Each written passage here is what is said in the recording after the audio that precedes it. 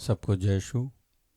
प्रभु यीशु मसीह के पवित्र और मधुर नाम में मैं इस समय आप सब लोगों का यीशु मसीह के नाम से स्वागत करता हूं।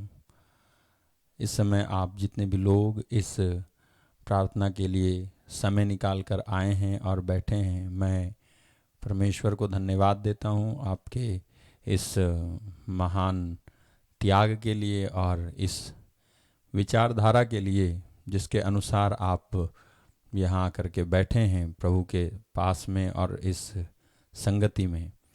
और मैं इस समय आप सब लोगों का यीशु मसीह के नाम से स्वागत करता हूँ कि प्रभु आज के दिन आपको आशीष दे। जो लोग आप मुझे जय मसीह की या जय यीशु या आपने जो अपने प्रार्थना निवेदन लिखे हैं, उन सारे प्रार्थना निवेदनों को मैं परमेश्वर के सामने रखूँगा और आप सबके लिए मैं प्रार्थना करूँगा। आइए हम इस समय इस प्रार्थना को शुरू करते हैं।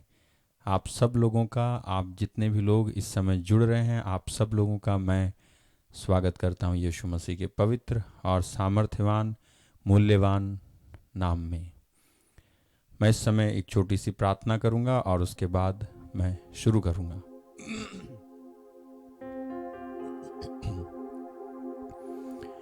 प्रेमी स्वर्गीय पिता, मैं इस समय मेरे एक एक भाई बहन को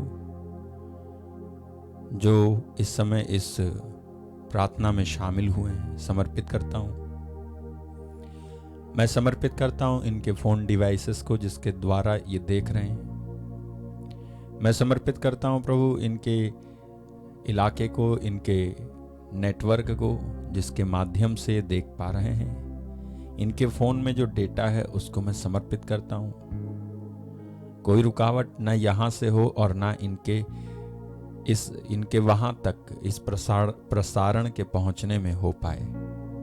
प्रभु कोई रुकावट और बाधा ना हो। मैं इस समय इनको आपके हाथों में समर्पित करते हुए और ये विश्वास करते हुए कि सारा कंट्रोल और सारा अधिकार, क्या ये धरती, क्या आसमान, क्या समुद्र, क्या हवाएं, क्या दिशाएं, सब पर आपका अधिकार है प्रभु। आपके पवित्र अधिकार को मैं स्वीकार करता हूँ। और इस समय मेरे एक एक भाई बहन को जो इस समय इस प्रार्थना में शामिल हुए हैं, बिना किसी भेदभाव विचार और बिना किसी धार्मिक दीवार के, मैं उन सबको इस समय तेरे हाथों में समर्पित करता हूँ और इनके लिए प्रार्थना करता हूँ कि इस समय ये इस प्रार्थना में सच्चाई से भाग ले सकें, उस भूख के साथ, उस तड़प के साथ भाग ले सकें जिसके अनुसार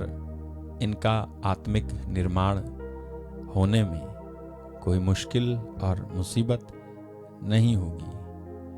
मैं इन सबको आपके हाथों में सौंपते हुए यीशु मसीह के पवित्र बहुमूल्य नाम में इस प्रार्थना को मांगता हूँ। सुने और स्वीकार करें। आमीन, आमीन और आमीन। आइए हम सब मिलकर के एक सुंदर गीत गाएंगे प्रभु के लिए और उसके बाद हम सब प्रभु के वचन को सुनेंगे।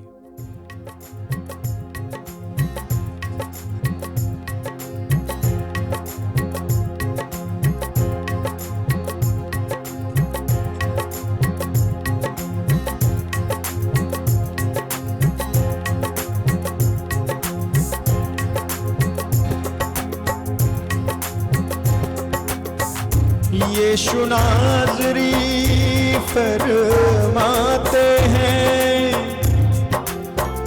जो मेरे पास आते हैं।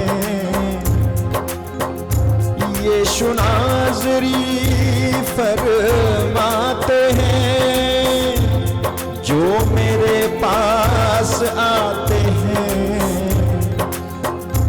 आराम वो सब पाते हैं, आंसू पोंछे जाते हैं। आराम वो सब पाते हैं, आंसू पोंछे जाते हैं। है यहोवा का करम यीशु नाज़री के नाम से उद्धार पाते हैं।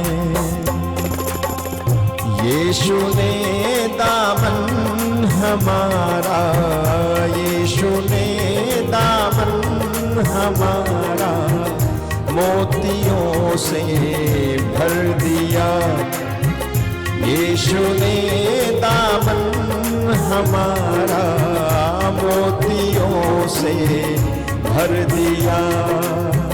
यीशु ने दामन हमारा,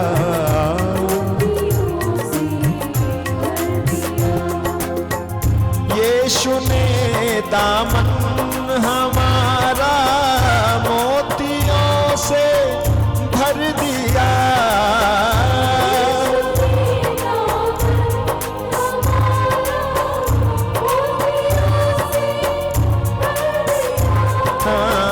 यीशु ने दामन हमारा मोतियों से भर दिया।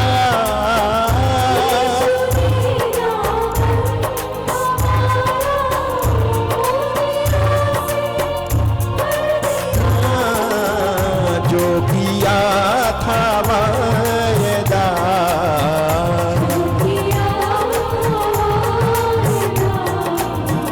जो किया था वायदा,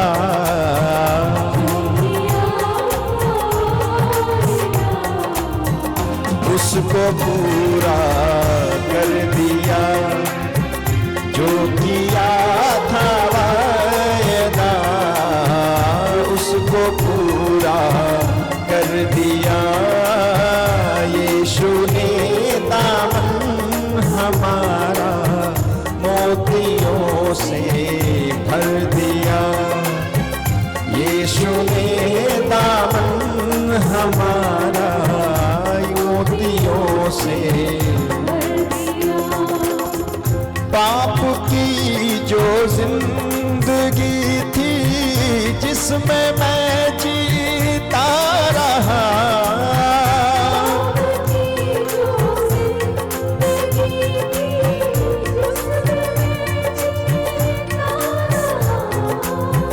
पाप की जो जिंदगी थी जिसमें मैं जीता रहा, यीशु ने अपने लहू से,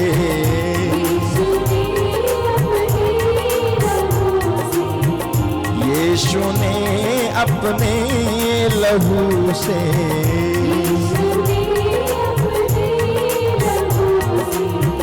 मुझको पावन कर दिया। यीशु ने अपने लहू से मुझको पावन कर दिया। यीशु ने दामन हमारा मोतियों से भर दिया। यीशु ने दामन हमारा,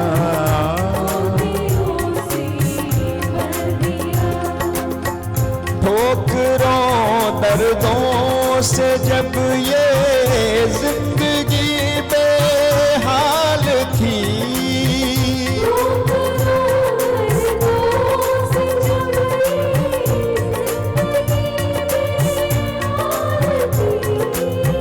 ठोकरों दर्दों से जब ये जिंदगी बेहाल थी, यीशु के जख्मों ने मुझको,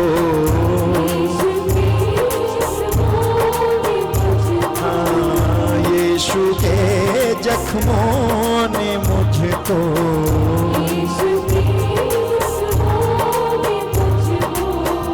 काबिले मरहम किया।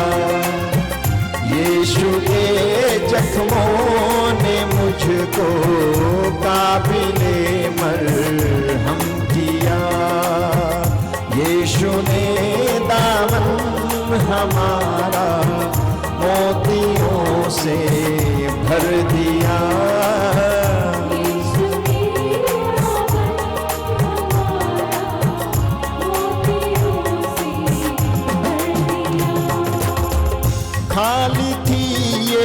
जिंदगी उस प्रभु के प्यार बिन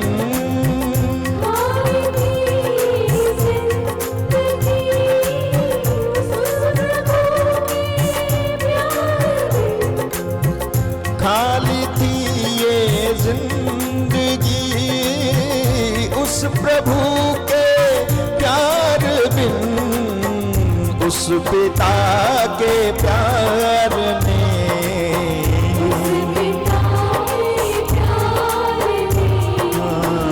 उस पिता के प्यार ने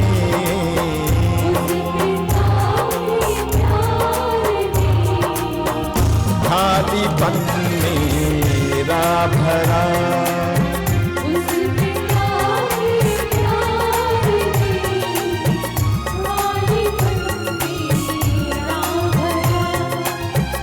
यीशु ने दामन हमारा मोतियों से भर दिया यीशु ने दामन हमारा मोतियों से भर दिया।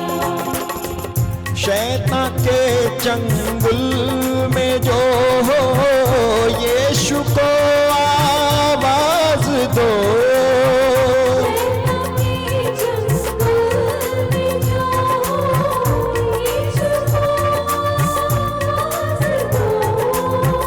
शैतान के जंगल में जो हो यीशु को आवाज दो वो तेरी आवाज सुनकर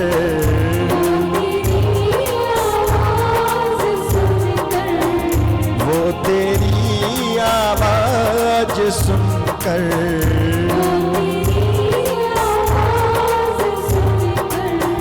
तुझको आजादी देगा वो तेरी आवाज सुनकर तुझको आजादी देगा यीशु ने दामन हमारा मोतियों से भर दिया यीशु ने दामन हमारा मोतियों से विश्व में परचम हमारे यीशु का लहरा रहा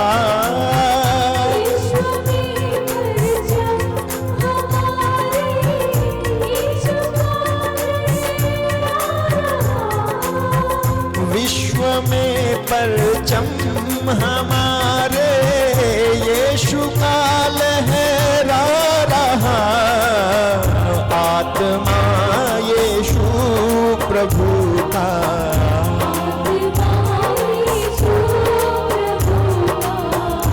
आत्मा यीशु प्रभु का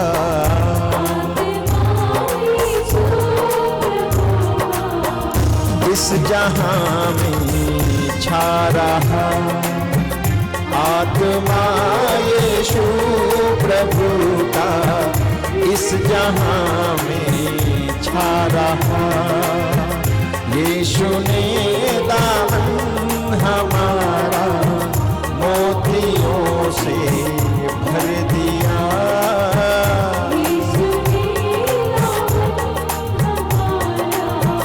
मोतियों से भर दिया यीशु ने दामन हमारा मोतियों से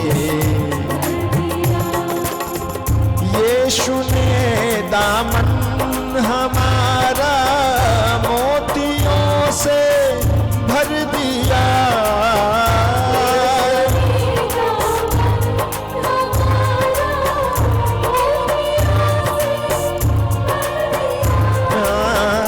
यीशु ने दामन हमारा मोतियों से भर दिया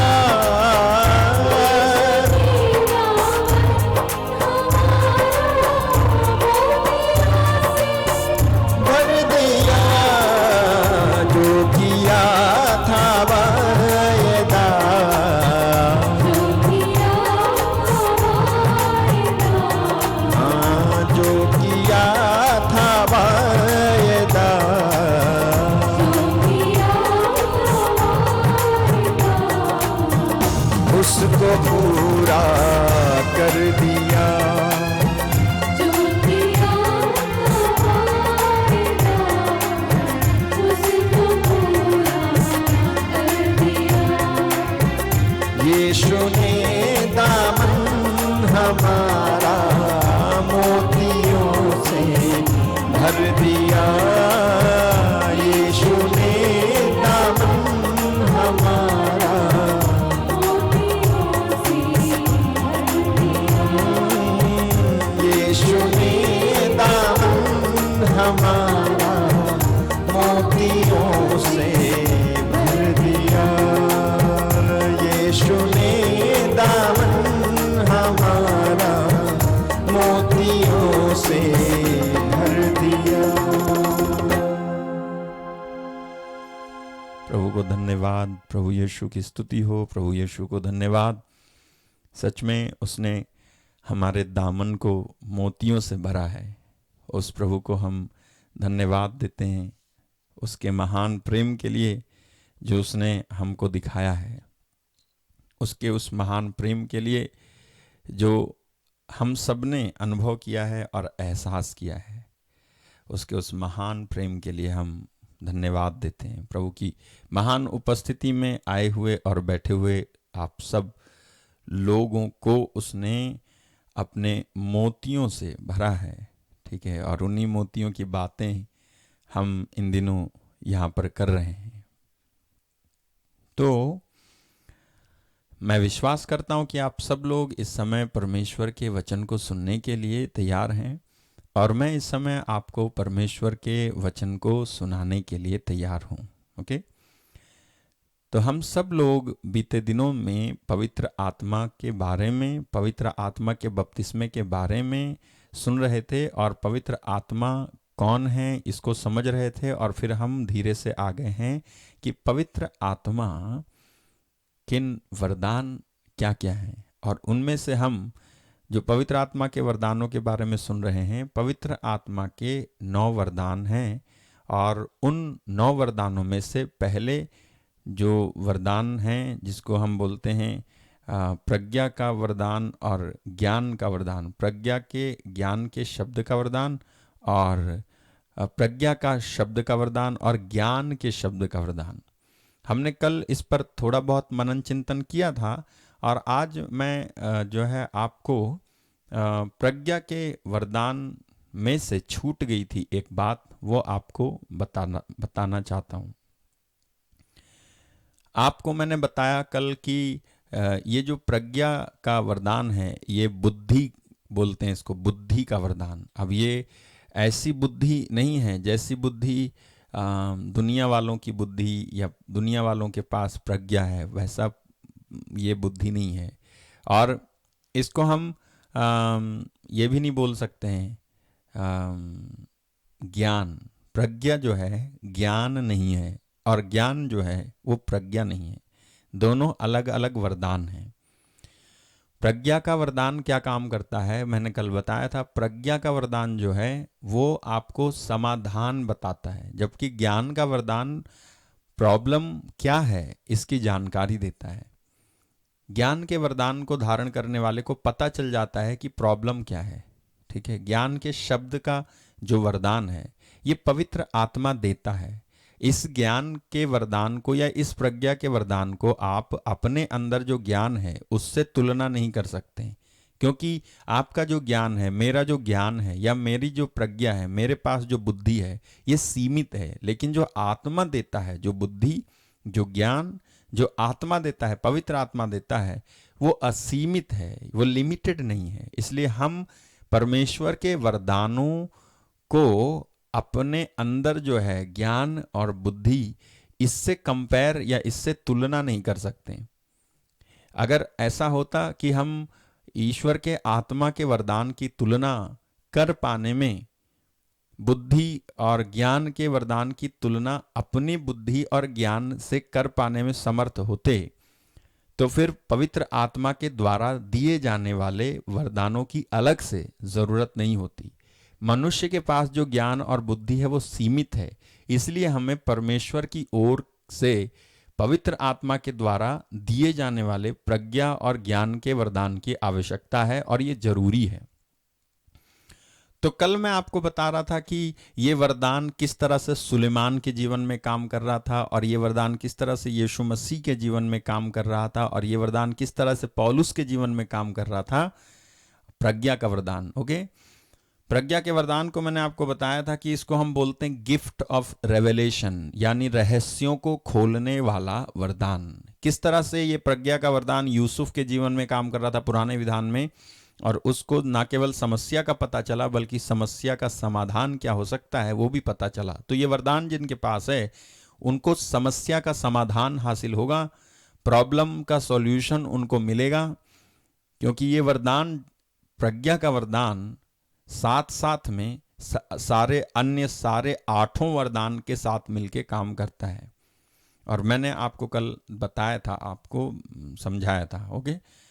अभी एक और उदाहरण जो कल छूट गया था देने से, मैं वो उदाहरण आपको देता हूं।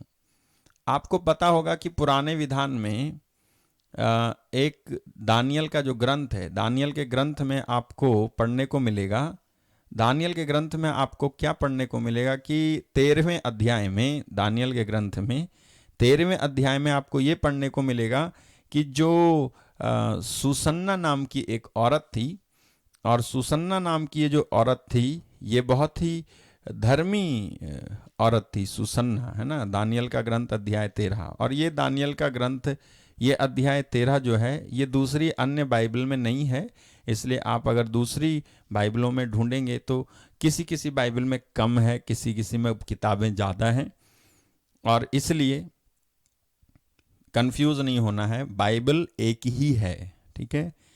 बाइबल एक ही है, बस किसी में कम हो गया है, किसी में ज़्यादा हो गया, किसी में 73 किताब है तो किसी में 66 किताब है, तो इसलिए इससे कंफ्यूज नहीं होना है। मैं जिस बाइबल में से बता रहा हूँ उसमें से दानियल का अध्याय 13 आपको मिलेगा, और इस दानियल के अध्याय 13 में आपको सुसन्ना नाम की एक औरत के बारे में पढ़ने को मिलेगा जो बहुत ही धर्मी औरत थी, लेकिन अच्छी सुंदर औरत थी। तो वहां पर उस जमाने में दानियल भी था और वहां पर 2 नेता थे। अब ये जो 2 नेता थे, इन्होंने एक दिन जो सुसन्ना थी उसको पकड़ करके उसके साथ सहवास करने की बात सोची, और इस बात को वो पूरा नहीं कर पा रहे थे, वो इस बात को कैसे करें ये सोच नहीं पा रहे थे। लेकिन एक दिन उनको वो मिल गया, समय मिल गया, एक दिन उनको समय मिल गया और उनको पता चला कि आज मौका है, आज पकड़ लेते हैं। जब ये सुसन्ना अपने बारी में नहाने के लिए जब गई थी तो वहाँ पर ये लोग घुस गए और इसको वहाँ पे पकड़ लिया और कहने लगे हमारे साथ रमन करो, नहीं तो हम जो है हम तुम्हारे विरुद्ध में गवाही देंगे कि हमने तुमको पर पुरुष के साथ देखा है, और फिर हम तो प्रतिष्ठित नेता लोग हैं, लोग हमारी बात मानेंगे लेकिन तुम्हारी नहीं मानेंगे। तो ये जो औरत थी ये कहती है कि क्षमा करना, मैं ऐसा नहीं कर सकती, मैं परमेश्वर की नज़र में गुनाह और पाप करने की जगह पे मरने को तैयार हूं, लेकिन मैं गुनाह और पाप नहीं करूंगी। उसने ऐसा नहीं किया। अब इन नेताओं ने सचमुच में हल्ला मचा दिया कि हमने इस औरत को पर पुरुष के साथ सहवास करते हुए देखा। हम जब बगीचे के अंदर गए तो वो पुरुष हमसे बलवान था, हम उसे पकड़ नहीं पाए, वो जो है हमसे छूट करके भाग गया। और सारे लोगों ने विश्वास कर लिया, सारे लोगों ने विश्वास कर लिया, और सारे लोगों ने विश्वास किया। उसके ऊपर मुकदमा चला, और मुकदमा चलने के बाद में जो है उसको दंडाज्ञा सुना दी गई कि इसको जो है प्राण दंड दिया जाए। अगर आप 13:41 में पढ़ेंगे तो लिखा है 13:41 में, हम इन बातों के साक्षी हैं, सभा ने उन पर विश्वास किया क्योंकि वे नेता और न्यायकर्ता थे। लोगों ने सुसन्ना को प्राण दंड की आज्ञा दी। फिर 42 में लिखा है, इस पर सुसन्ना ने ऊंचे स्वर से पुकार कर कहा, शाश्वत ईश्वर, तू सब रहस्य और भविष्य में होने वाली घटनाएं जानता है। तू जानता है कि इन्होंने मेरे विरुद्ध झूठी गवाही दी है।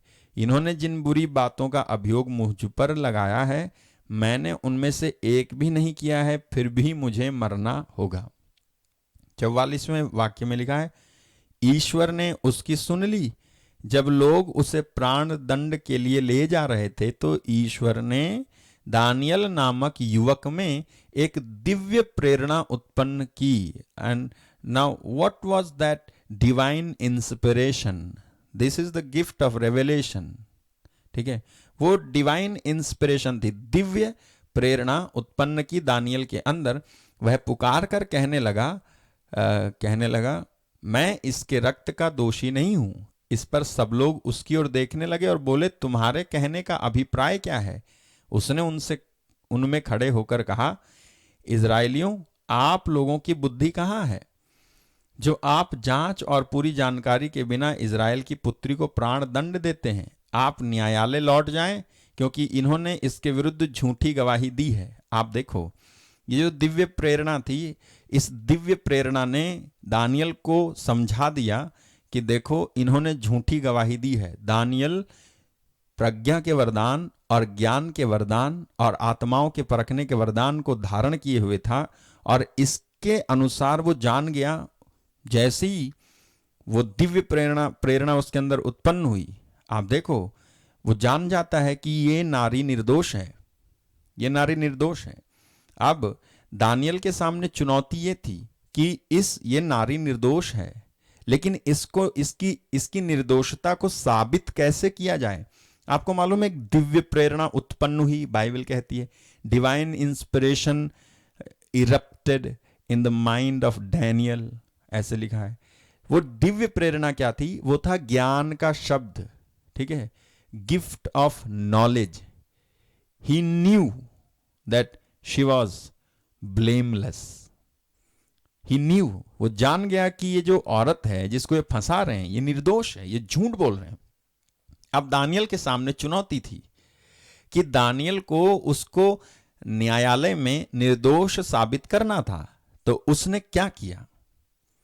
ज्ञान के वरदान ने उसको जानकारी तो दे दी कि ये औरत जो है गुनहगार नहीं है, लेकिन प्रज्ञा के वरदान ने दानियल को समझ दी कि दानियल, तुमको क्या क्या बोलना है, तुम्हारे अंदर क्या क्या शब्द आने हैं, क्या तुमको बोलना है, जिससे कि इस औरत की निर्दोषता साबित हो और इन लोगों का दोष साबित हो। ये तुमको जो है कैसे बोलना है, ये समझ प्रज्ञा के वरदान के द्वारा दानियल को मिली। ठीक है, अब देखो होता क्या है। मैं आगे पढ़ रहा हूं। इस पर लोग तुरंत लौट गए और नेताओं ने दानियल से कहा, आइए हमारे बीच बैठिए, हमें अपनी बात बताइए, क्योंकि ईश्वर ने आपको नेताओं जैसा अधिकार प्रदान किया है। दानियल ने उनसे कहा, इन दोनों को एक दूसरे से अलग कर दीजिए। किन दोनों को? नेताओं को एक दूसरे से अलग। अब ये जो कुछ कर रहा था दानियल, ये बिल्कुल वैसे ही कर रहा था जैसे प्रज्ञा के आत्मा ने, यानी प्रज्ञा का वरदान जो उसके अंदर कार्यरत था, क्रियान्वित था, वो वरदान जैसा जैसा उसको सुझा रहा था, वैसा वैसा वो कर रहा था। उसने कहा, इन दोनों को अलग कर दीजिए। जब दोनों को अलग कर दिया तो दानियल ने एक को बुलाकर उससे कहा, क्या कहा देखो, अधर्म करते करते तेरे बाल पक गए हैं, अब तुझे अपने पुराने पापों का दंड मिलने वाला है। दानियल के अंदर प्रज्ञा के वरदान ने न केवल दानियल को यह समझ दी कि ये झूठ बोल रहे हैं, बल्कि उस वरदान की वजह से वो ये भी समझ गया कि इन्होंने पहले भी बहुत सारे पाप किए हैं, पुराने पापों का दंड तुमको मिलने वाला है। ये बात दानियल बोलता है उनको, सुनते जाइए। फिर, अब तुझे अपने पुराने पापों का दंड मिलने वाला है। तू निर्दोष को दंड देकर दोषियों को निर्दोष ठहराकर अन्याय पूर्वक विचार किया करता था। See, Daniel was able to know his past. Daniel उस प्रज्ञा के वरदान के वजह से उसका पास्ट तक जान गया। किसका? उस नेता का। ठीक है, जबकि प्रभु ने कहा है तुम निर्दोष और धर्मी को प्राण दंड नहीं दोगे। अब यदि तूने इसे देखा, अब मेन बात आती है कि दानियल किस तरह से इस नेता का झूठ पकड़ेगा। कहता है, दानियल कहता है, यदि तूने इसे देखा तो हमें बता कि तूने किस वृक्ष के नीचे दोनों को एक साथ देखा। उसने उत्तर दिया, बाबुल के नीचे। बाबुल के नीचे, बबुल, बाबुल, बाबुल के नीचे मैंने देखा है। उसको बबूल बोलते हैं, बबूल, बबूल के नीचे देखा, बबूल का पेड़ के नीचे मैंने देखा।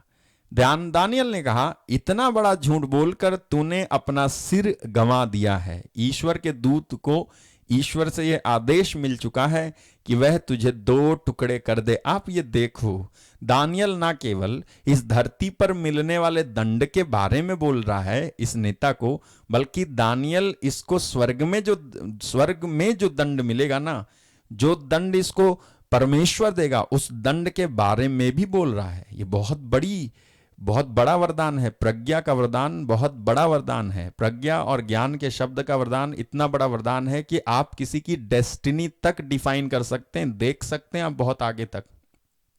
प्रज्ञा का वरदान, ठीक है। दानियल ने बता दिया। फिर दानियल ने उससे ले जाने की आज्ञा देकर दूसरे को बुला भेजा और उससे कहा, तू यूदा का नहीं, कनान की संतान है। सौंदर्य ने तुझे पथभ्रष्ट किया और वासना ने तेरा हृदय दूषित कर दिया। दानियल को इससे पहले तक पता नहीं था कि यह नेता कनानी वंश का नेता है, लेकिन जब दानियल ने इसको बुलाया तो दानियल के अंदर काम कर रहे प्रज्ञा के वरदान के द्वारा वो जान जाता है कि ये कनानी है। तू कनान की संतान है, सौंदर्य ने तुझे पथभ्रष्ट किया है, वासना ने तेरा हृदय दूषित कर दिया है। तुम लोग इज़राइल की पुत्रियों के साथ इस प्रकार का व्यवहार करते थे। नाउ यू सी कि दानियल कहता है कि तुम लोग ऐसा ही किया करते थे, तुम्हारी आदत बन चुकी थी ऐसा करना, ऐसा गंदा काम करना और डरा डरा करके शारीरिक संबंध बनाना किसी के साथ, ये तुम्हारा पेशा बन गया था। और तुम नेता थे, तुम बड़े अधिकारी थे, इसलिए किसी ने तुम पे शक नहीं किया और इस औरत से पहले किसी और ने मुंह भी नहीं खोला। लेकिन ये इज़राइल की बेटी जिसने मुंह खोला है, न्याय मांगा है। और उनकी कोशिश थी कि वो उस औरत को मरवा डालें और जजमेंट हो चुका था, लेकिन वो तो भला हो परमेश्वर का कि दानियल वहां पे था, कि दानियल को पता चल जाता है कि प्रॉब्लम क्या हो रही है। और देखो क्या कहता है दानियल आगे, वासना, सौंदर्य ने तुझे पथभ्रष्ट कर दिया, वासना ने तेरा हृदय दूषित कर दिया। तुम लोग इज़राइल की पुत्रियों के साथ इस प्रकार का व्यवहार करते थे और वे डर के मारे तुम्हारा अनुरोध स्वीकार करती थी, किंतु यह यूदा की पुत्री है जो तुम्हारे अधर्म के सामने नहीं झुकी। तो मुझे बता, तूने किस वृक्ष के नीचे दोनों को देखा? उसने उत्तर दिया, बलूत के नीचे। एक से पूछा दानियल ने, तूने कौन से पेड़ के नीचे देखा? तो कहता है बबूल के पेड़ के नीचे। एक से पूछा दानियल ने, तूने कौन से पेड़ के नीचे देखा? बोला बलूत के पेड़ के नीचे। अब ठीक है, आप पेड़ क्या होता है, बलूत का पेड़ क्या होता है, बबूल का पेड़ क्या होता है, इस पे मतभेद, इस पे जो है मत सोचना ज्यादा। लेकिन दोनों के पेड़ अलग अलग थे। अगर दोनों ने देखा था तो पेड़ अलग अलग कैसे हो गए? अब इसके बाद दानियल क्या कहता है, इस पर दानियल ने कहा, तूने भी इतना बड़ा झूठ बोलकर अपना जीवन गंवा दिया है। ईश्वर का दूत हाथ में तलवार लिए प्रतीक्षा कर रहा है, वह तुझे 2 टुकड़े कर देगा, तुम दोनों का सर्वनाश करेगा। तब समस्त सभा ऊंचे स्वर से जयकार करते हुए ईश्वर की स्तुति करने लगी, जो अपने पर भरोसा रखने वालों की रक्षा करता है। दानियल ने उनके अपने शब्दों द्वारा दोनों नेताओं की गवाही असत्य प्रमाणित की थी, इसलिए लोग उन पर टूट पड़े। उन्होंने मूसा की संहिता के अनुसार उन दुष्टों को वह दंड दिया जिसे वे अपने पड़ोसी को दिलाना चाहते थे, और लोगों ने दोनों का वध कर दिया। इस प्रकार उस दिन एक निर्दोष महिला की रक्षा हुई। हिल्किया और उसकी पत्नी ने अपनी पुत्री सुसन्ना के लिए ईश्वर का स्तुतिगान किया, और ऐसा ही उसके पति योवाकिम और उसके सब संबंधियों ने किया, क्योंकि उसमें कोई अनौचित्य नहीं पाया गया था। उस दिन के बाद दानियल लोगों के बीच बड़े सम्मान का पात्र बन गया। मेरे भाई मेरी बहन, यहां पर दानियल ने एक निर्दोष महिला की रक्षा की, निर्दोष महिला को बचा लिया, है ना। कैसे बचा लिया, आप जरा सोच के देखिए। ये वरदान, प्रज्ञा का वरदान अगर दानियल के अंदर नहीं होता तो वो महिला तो गई थी काम से, उसको तो प्राण दंड मिल गया था, उसको तो दंड दे चुके थे लोग और बस उसको ले जा रहे थे पत्थर से मारने के लिए। लेकिन वहां दानियल था जिसके अंदर प्रज्ञा का वरदान था। मेरे भाई मेरी बहन, इसी तरह से यदि आपके अंदर प्रज्ञा का वरदान है तो आप भी निर्दोष लोगों की जान आसानी से बचा सकते हैं। और ये प्रज्ञा का वरदान परमेश्वर हम में से हर एक को देना चाहते हैं। उसके पवित्र आत्मा को इसीलिए तो भेजा गया है कि हमें ये प्रज्ञा और बुद्धि का वरदान मिले। हमें इसीलिए तो हमारे लिए इसीलिए तो पवित्र आत्मा को भेजा गया है। ठीक है, अगर आप बाइबल में पढ़ेंगे याकूब के पत्र के अध्याय 1 में, याकूब के पत्र के अध्याय 1 में, जेम्स, लेटर ऑफ जेम्स जो है उसके अध्याय 1 में और उसके वचन 5 में यदि आप पढ़ें तो वहां लिखा, यदि आप लोगों में किसी में प्रज्ञा का अभाव हो तो वह ईश्वर से प्रार्थना करे और उसे प्रज्ञा मिलेगी, क्योंकि ईश्वर खुले हाथ और खुशी से सबों को देता है। यदि आप में किसी में भी प्रज्ञा का अभाव हो, प्रज्ञा का अभाव मतलब प्रज्ञा के शब्द के वरदान का अभाव अगर है, प्रज्ञा का अभाव है, तो क्या करो, बाइबल कहती है तो वह ईश्वर से प्रार्थना करे और उसे प्रज्ञा मिलेगी, क्योंकि ईश्वर खुले हाथ और खुशी से देता है, बिना उल्लाहना किए देता है। दूसरा अनुवाद कहता है बिना उल्लाहना किए देता है, खुले हाथ और खुशी से देता है। यदि किसी में प्रज्ञा की कमी है तो मेरे भाई मेरी बहन, प्रज्ञा के इस वरदान को किसी भी कीमत पर हासिल करने की आपकी कोशिश होनी चाहिए, जिससे कि आप इस संसार में दानियल के समान का जीवन जी सकें। दानियल के भी बहुत सारे दुश्मन थे, लेकिन उसके अंदर प्रज्ञा थी, प्रज्ञा का वरदान था। वो वरदान थे, पवित्र आत्मा के वरदान थे। और पवित्र आत्मा के वरदान जिस व्यक्ति के अंदर होते हैं वो किसी से हार करके या किसी से डर करके नहीं जीता है, किसी से हार करके नहीं जीता है। मैं आपको बताऊं, एक प्रचारक है जिसका नाम है अल्फ लुकाऊ, ALFLUKUO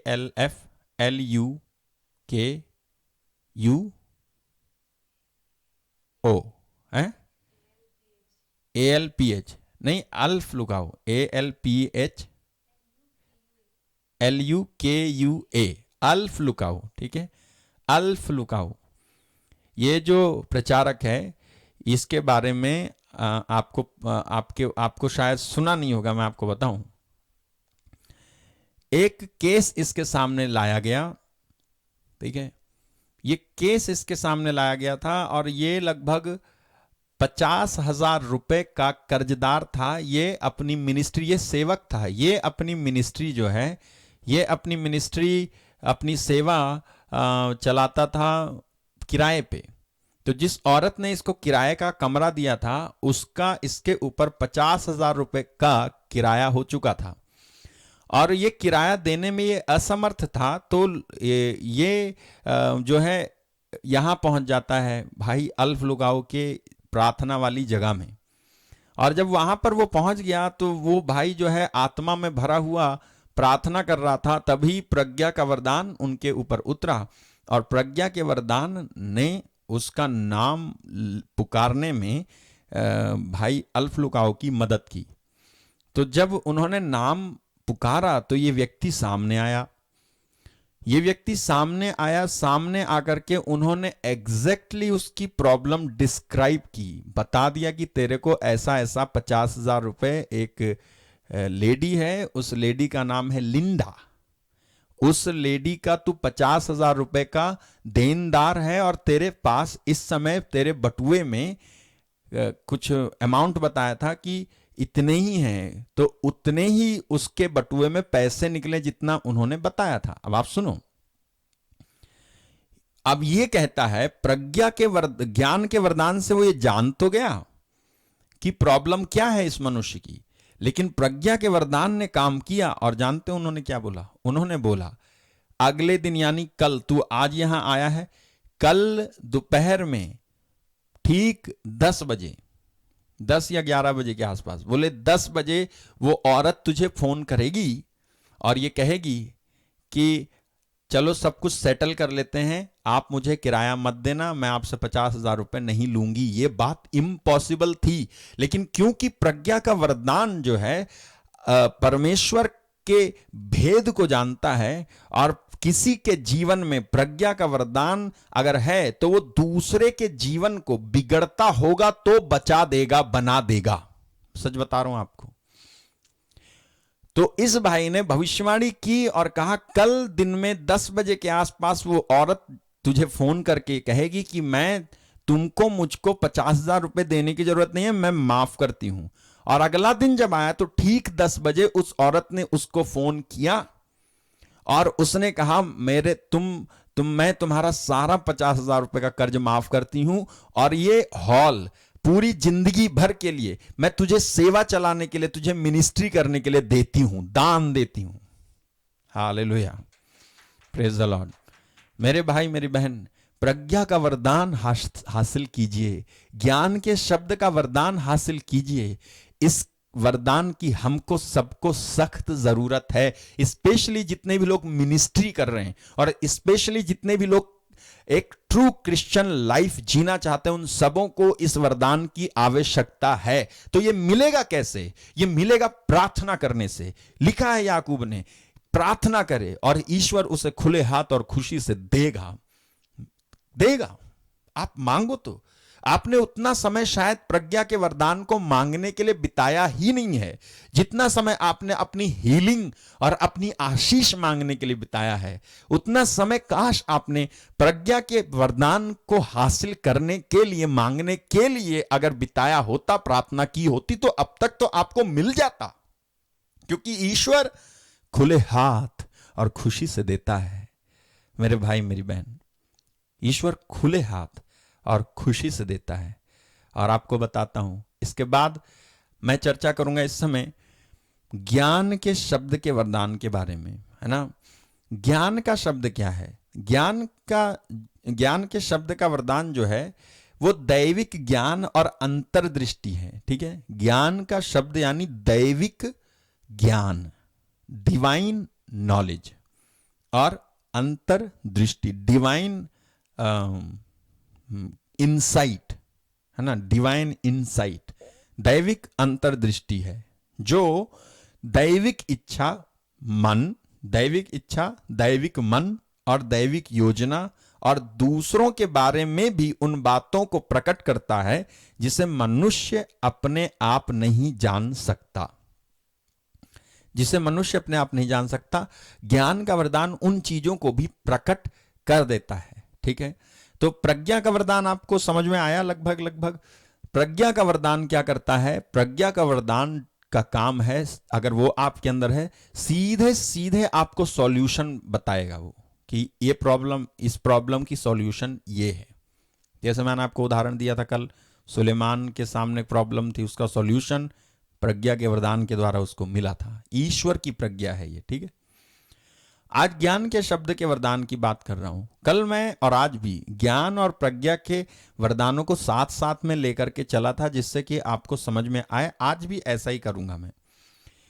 जो ज्ञान के शब्द का वरदान है उसका काम है पता चल जाता है। वो वरदान अगर आपको है तो आपको पता चल जाएगा। अब मैं आपको इसका उदाहरण देता हूं। ये ज्ञान के शब्द के वरदान के बारे में दूसरा राजा उसके अध्याय 6, 2 किंग चैप्टर 6, दूसरा राजा अध्याय 6 वचन 8 से 12 में आप पढ़ेंगे। 2 किंग चैप्टर 6 वर्स 8 to 12, उसमें आपको पढ़ने को क्या मिलेगा? एलीशा नबी के बारे में पढ़ने को मिलेगा। इज़राइल के राजा के बारे में पढ़ने को मिलेगा, और आराम यानी जिसको हम सीरिया भी बोलते हैं, आराम के राजा के बारे में भी पढ़ने को मिलेगा। तो एलीशा जो थे, वो एलीशा परमेश्वर की ओर से चुना हुआ नबी था। अब ऐसा हुआ, मैंने ये आपको पढ़ के बताया था, लेकिन एक बार और पढ़ के बता देता हूं जिससे कि अच्छा रहेगा। हाँ, दूसरा राजा अध्याय 6 और उसके वचन 8 से मैं पढ़ूंगा, आप सुनना ध्यान से, है ना। यहां लिखा है, आराम का राजा इजरायलियों से युद्ध कर रहा था। उसने अपने सेवक के साथ परामर्श करने के बाद कहा, आमुक स्थान पर पड़ाव डालो। उधर ईश्वर भक्त ने इजराइल के राजा से यह कहला भेजा कि वह इस स्थान से होकर ना जाए, क्योंकि यहां आरामी लोग पड़ाव डालने वाले हैं।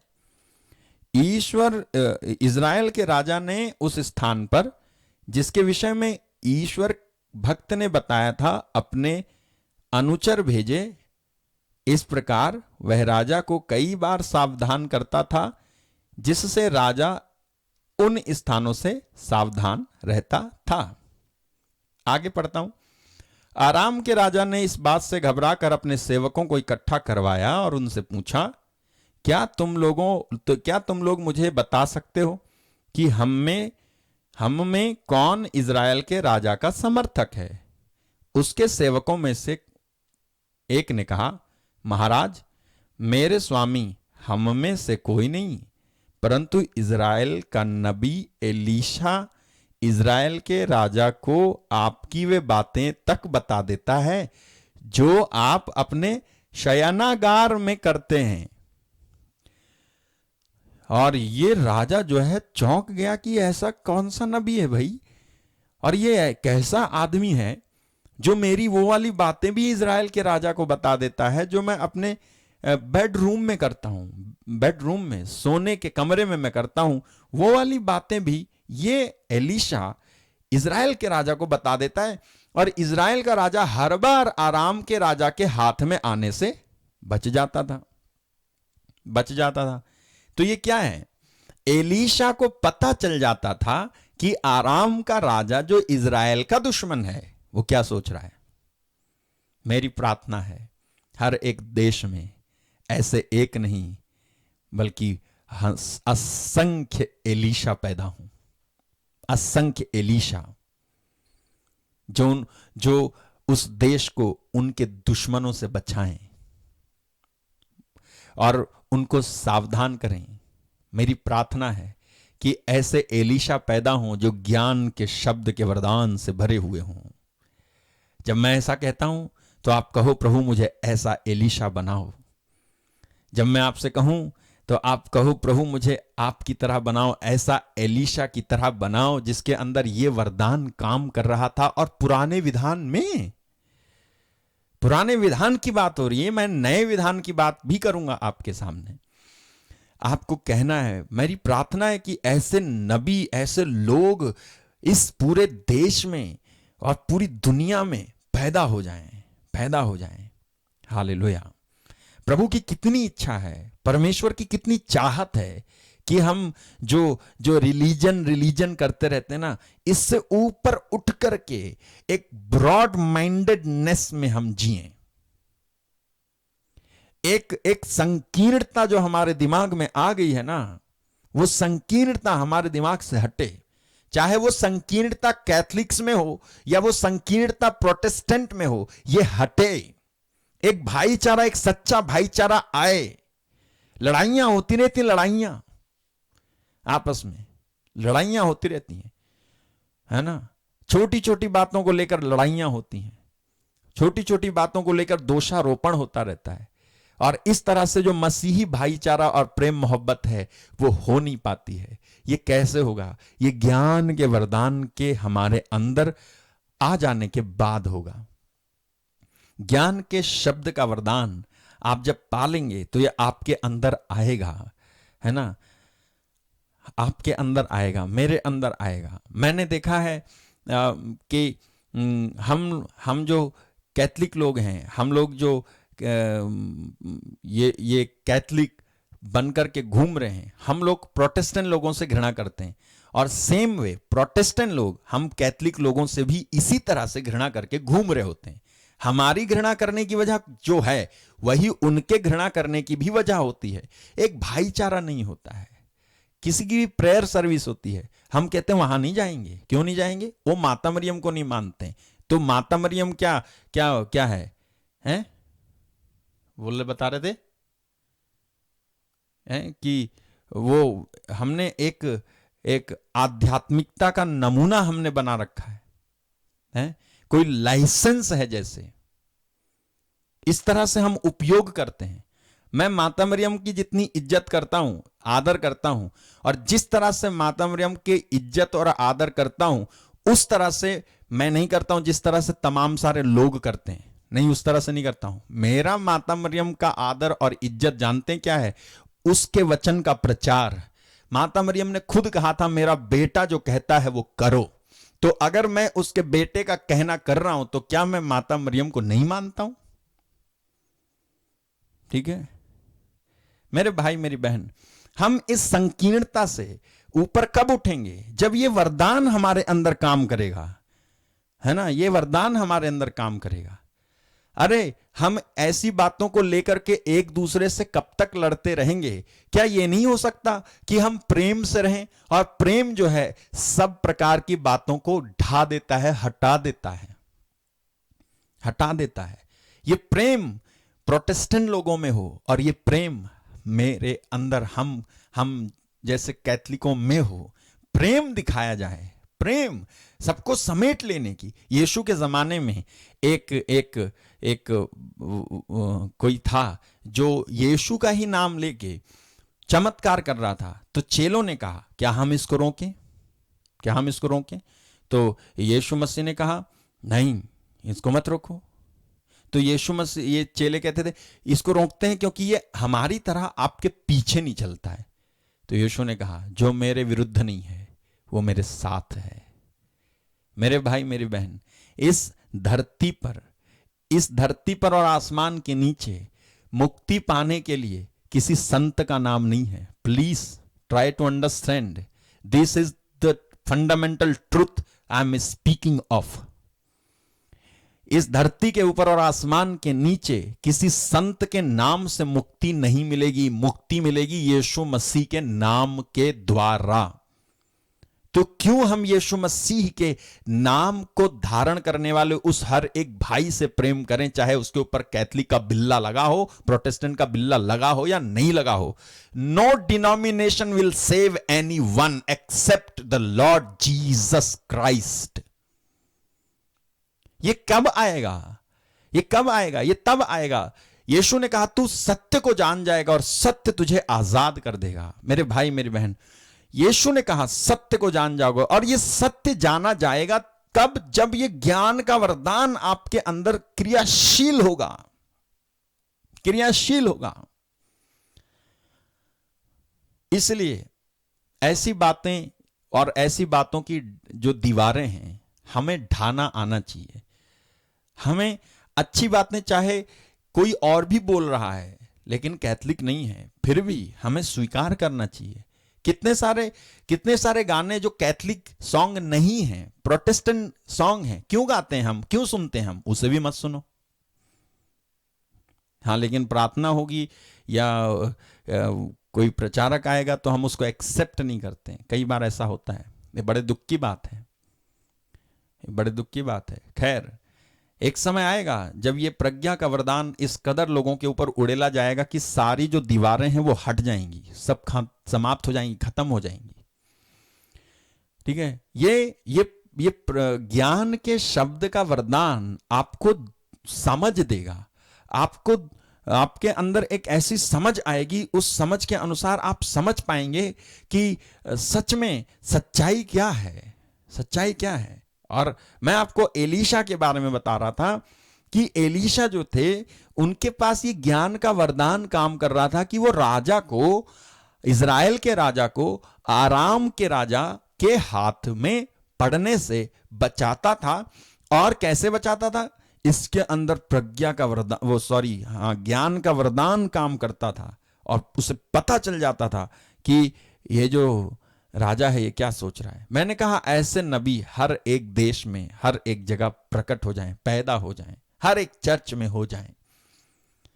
और मैं आगे आपको बताऊं ये एलीशा ऐसे कैसे कर पाता था, कैसे एलीशा को पता चल जाता था। मैंने कहा प्रज्ञा का ये जो ज्ञान का वरदान है ना, ज्ञान के शब्द का वरदान, ये आपको नॉलेज देता है, डिवाइन इंसाइट देता है, डिवाइन इंसाइट। ये जो आंख है ना, ये वाली दृष्टि नहीं, एक अंतर्दृष्टि आपकी खुलती है, एक अंतर्दृष्टि जिससे ऐसे ही साफ साफ दिखता है जैसे साफ साफ इस समय मुझे ये दिख रहा है।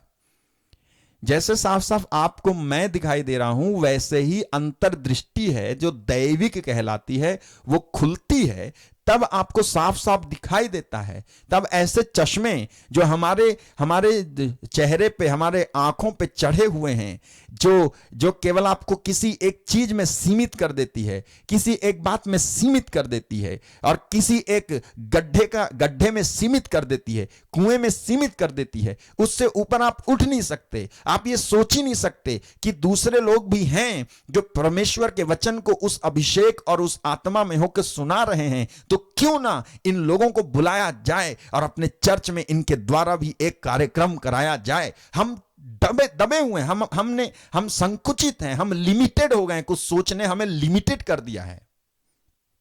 मेरे भाई मेरे बहन, ये लिमिटेड सोच नहीं चाहिए, लिमिटेड सोच नहीं चाहिए।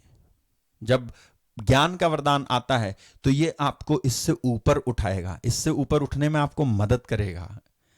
ठीक है, ये ज्ञान का वरदान आपको जानकारी देगा, आप जान बचा पाओगे। यार जान बचा लो, क्या जो है धर्म धर्म धर्म धर्म कर रहे हो, जान बचा लो एक दूसरे की, प्यार कर लो एक दूसरे को। एक बात बताता हूं, किसी को मैंने कहा कि भैया एक प्रोटेस्टेंट पास्टर है, बेचारा बहुत गरीब है, तुम उसको पैसे दे देना, उसकी मदद कर देना। तो कहते कैथोलिक है तो करूंगा, प्रोटेस्टेंट है तो मैं नहीं करूंगा। बताओ क्या है ये, क्या है ये तो ऐसी है जैसे कि बीजेपी और कांग्रेस। बहुत बेकार लगता है मुझे, बहुत बेकार लगता है ये पॉलिटिक्स, बहुत बेकार लगती है मुझे सच में। जब सत्य का आत्मा आएगा तो तुम्हें पूर्ण सत्य तक ले जाएगा, यीशु मसीह ने कहा। बहुत दुख होता है, लोग आज इंसानियत भूल गए हैं, प्रेम मोहब्बत भूल गए हैं, प्रेम मोहब्बत भूल गए हैं। मेरे भाई मेरी बहन, मैं आपको आगे लिए चलता हूं। एलीशा की राजा को सूचना देना ज्ञान के शब्द के वरदान की वजह से था। ये ज्ञान के शब्द का वरदान आप सबको मिले, मेरी प्रार्थना है। आगे मैं लिए चलता हूं आपको, अनानियस के बारे में बताता हूं आपको मालूम है कि नए विधान में यदि आप प्रेरित चरित्र उसके अध्याय 9 में पढ़ेंगे तो उसमें साउल, यानी जो पहले साउल था, बाद में वो पौलुस बना, उसके बारे में आपको पढ़ने को मिलेगा।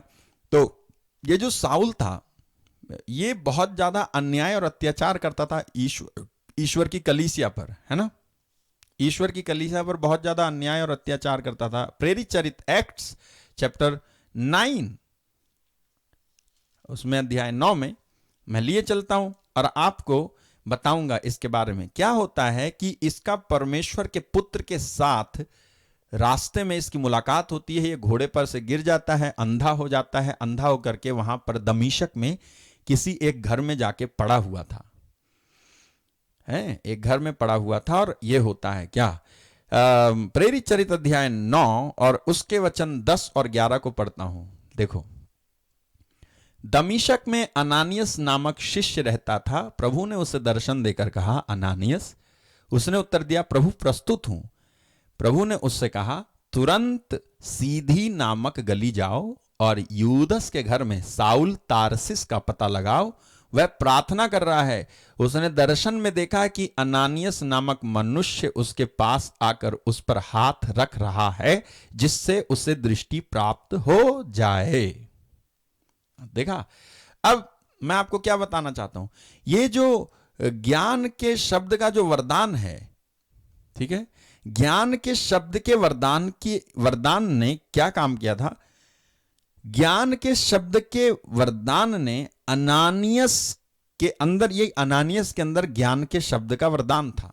और जब किसी के अंदर ये वरदान होता है, ज्ञान के शब्द का वरदान हो या कोई भी वरदान हो पवित्र आत्मा का, जब आपके अंदर होता है तब परमेश्वर आपसे बात करता है। ठीक है, यहां पर जो लिखा है कि तब प्रभु ने प्रकट होकर के कहा, तो दरअसल वो प्रभु पवित्र आत्मा प्रभु थे जो प्रकट हुए और अनानियस को बताते हैं कि अनानियस क्या, कहां जाओ? सीधी नामक गली जाओ। ओके, सीधी नामक गली जाओ और वहां यूदस के घर में साउल तारसिस का पता लगाओ। यूदस के घर में साउल तारसिस का पता लगाओ। ज्ञान के वरदान की वजह से अनानियस जान जाता है कि कौन सी गली में जाना है, किसके घर जाना है और किससे मिलना है। ज्ञान के शब्द के वरदान की वजह से, नहीं तो अनानियस को पता नहीं चलता। अनानियस को प्रभु बताता है आकर के, क्योंकि अनानियस के अंदर, ये अनानियस पवित्र आत्मा से भरा हुआ था। नए विधान की बात है, पवित्र आत्मा से भरा हुआ था और इसको उस वरदान की वजह से प्रभु बात करता है, आत्मा बात करता है और कहता है अनानियस साउल तारसिस का पता लगाओ। कहां? सीधी नामक गली जाओ। गली बता दिया, मोहल्ला बता दिया, घर बता दिया और उसका नाम बता दिया, साउल का नाम बता दिया कि साउल के पास जाओ। और क्या बताया इस वरदान ने अनानियस को? मालूम है, साउल का नाम बताया और यह भी बताया साउल प्रार्थना कर रहा है और उसने दर्शन में देखा है कि तुम आ रहे हो। दर्शन में देखा है अनानियस नामक मनुष्य आ रहा है। इस वरदान ने दोनों तरफ काम किया, अनानियस के जीवन में भी काम किया ज्ञान के वरदान ने, और साउल के जीवन में भी काम किया ज्ञान के वरदान ने। क्योंकि जब वो प्रार्थना कर रहा था साउल, जो बाद में पौलुस बन गया, उसने भी दर्शन में देखा था कि अनानियस नामक मनुष्य आ रहा है और वो मेरे सिर पे हाथ रख करके प्रार्थना करेगा। ऐसा क्यों हुआ था? ऐसा इसलिए हुआ था कि अभिषेक की प्राप्ति में कोई गलती ना हो जाए। सुना आपने? पवित्र आत्मा के द्वारा दिए गए ज्ञान के शब्द के वरदान ने अनानियस की सहायता इधर करी और पौलुस की सहायता उधर करी, जो वो दमिश्क में किसी घर में बैठा हुआ था। पौलुस की सहायता वहां पर करी और अनानियस की सहायता यहां पर की। अनानियस की सहायता वहां पौलुस तक पहुंचने में ज्ञान के वरदान ने की, जबकि साउल की सहायता ज्ञान के वरदान ने सही व्यक्ति से हाथ रखवा करके प्रार्थना करने में की। जब अनानियस साउल के पास पहुंचा तो अनानियस ने अपना परिचय दिया साउल को, जिससे कि साउल को समझ में आए कि वो अनानियस ही है जो उसके सिर के ऊपर हाथ रख रहा है। क्योंकि पवित्र आत्मा ने ज्ञान के वरदान के द्वारा साउल को भी, अनानियस, हालांकि साउल जो है अंधा हो गया था, फिर भी एक ऐसी आंखों के द्वारा साउल ने अनानियस का चेहरा, अनानियस का आना और अनानियस का उसके सिर पे हाथ रखकर प्रार्थना करना, ये सब देख लिया था। तो जब ज्ञान का वरदान होगा तो ज्ञान का वरदान दोनों तरफ काम करता है, दोनों तरफ काम करता है। हो सकता है, मैं आपको बताऊं, ज्ञान का वरदान मेरे अंदर काम कर रहा होगा, यही ज्ञान का वरदान दूसरे व्यक्ति के अंदर भी काम कर रहा होगा और हम दोनों को राइट टाइम पे यही ज्ञान का वरदान कनेक्ट कर देगा, कनेक्ट करेगा आपको यही ज्ञान का वरदान। क्यों?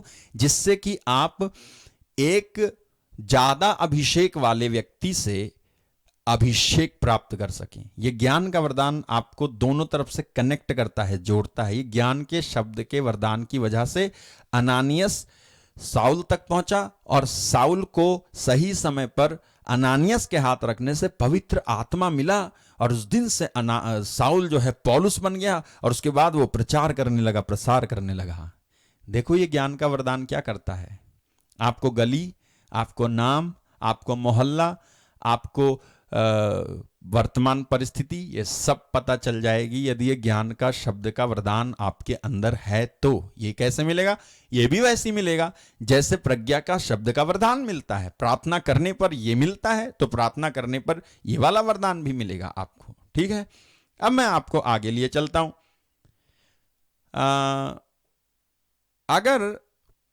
मैं आपको बताऊं, अगर ये जो ज्ञान के शब्द का वरदान आपके जीवन में नहीं है तो बहुत सारी दुर्घटनाएं आपके साथ घटित होंगी। ठीक है, अगर ये ज्ञान के शब्द का वरदान आपके जीवन में नहीं है तो बहुत सारी दुर्घटनाएं घटती हैं और लोग इस दुर्घटना के शिकार होते हैं और समय से पहले उनकी मृत्यु भी हो जाती है। मैं आपको बताता हूं एक उदाहरण। आजकल आपने सुना है, लोग कहते हैं मुझे पता होता तो मैं नहीं कहता। लोग कहते हैं मुझे पता होता तो मैं नहीं करता। लोग कहते हैं मुझे पता होता तो मैं नहीं लेता। लोग कहते हैं मुझे पता होता तो मैं नहीं खरीदता। लोग कहते हैं मुझे पता होता तो मैं नहीं जाता। लोग कहते हैं मुझे पता होता तो मैं नहीं देखता। लोग कहते हैं मुझे पता होता तो मैं नहीं मिलता। लोग कहते हैं मुझे पता होता तो मैं नहीं देता। सुना है आपने लोगों को कहते हुए, मुझे पता होता तो मैं ये नहीं करता, मुझे पता होता तो मैं नहीं कहता, मुझे पता होता तो मैं नहीं करता, मुझे पता होता तो मैं नहीं देखता, मुझे पता होता तो मैं नहीं जाता, मुझे पता होता तो मैं नहीं खरीदता, मुझे पता होता तो मैं नहीं सुनता, मुझे पता होता तो मैं नहीं देता, मुझे पता होता तो मैं नहीं मिलता। मेरे भाई मेरे बहन, आप मुझे बताओ, क्या आप नहीं चाहते आपके बच्चे को इस दुनिया में उन सारे खतरों का पता हो जिस खतरे में पड़कर आपके बच्चे की जान चली जाएगी? क्या आप नहीं चाहते? और क्या आप अपने बच्चे को सावधान नहीं करते? आप अपनी बेटी को सावधान नहीं करती हैं? आप अपने बच्चों को सावधान नहीं करते हैं? बताते नहीं हो बेटा उस इंसान से सावधान रहना? कहते नहीं हो कि बेटा उस भाई से, उस बहन से, या फिर उस जगह जाने से सावधान रहना? क्यों बताते हो? उनको पता हो जाए, जिससे कि बाद में वो ये ना कहें मुझे पता नहीं था। क्या परमेश्वर इतना निर्दयी परमेश्वर है कि वो हमारे लिए, जो हम उसकी संतान हैं, नहीं चाहेगा कि हमें पता हो? क्या वो नहीं चाहेगा कि हमें भी पता हो, हमें भी पता हो, हमें भी जानकारी हो कि क्या हो सकता है, कौन सी मुसीबतें आप झेल सकते हो, दुष्ट आत्मा कब लग जाती है, कैसे लग जाती है? क्या वो ये नहीं चाहता होगा? तो क्या वो आपको इग्नोरेंट बन के रहने देना चाहता होगा इस संसार में? नहीं, यीशु ने खुद संसार पर जीत हासिल की है, विजय हासिल की है, तो वो ये चाहते हैं कि हम जो उसकी संतान हैं, हम भी उस जीत और उस विजय में जी सकें।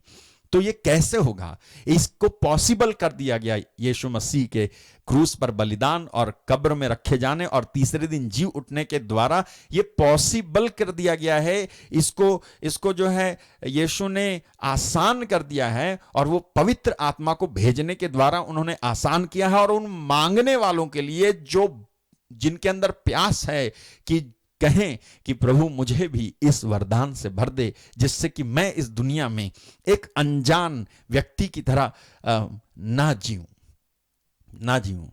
आपको मालूम है, बाइबल में एक वचन है कि धर्मी खतरा देख के छिप जाता है, जबकि जो मूर्ख है वो आगे बढ़ता है और दंड पाता है? मैं आपको वचन दिखाता हूं। ओके, सूक्ति अध्याय 22, प्रोवर्ब चैप्टर 22 वर्स 3, हाँ, वर्स 3, प्रोवर्ब 22:3 क्या लिखा है वहां? बुद्धिमान खतरा देखकर छिप जाता है, किंतु मूर्ख आगे बढ़ता है और कष्ट पाता है।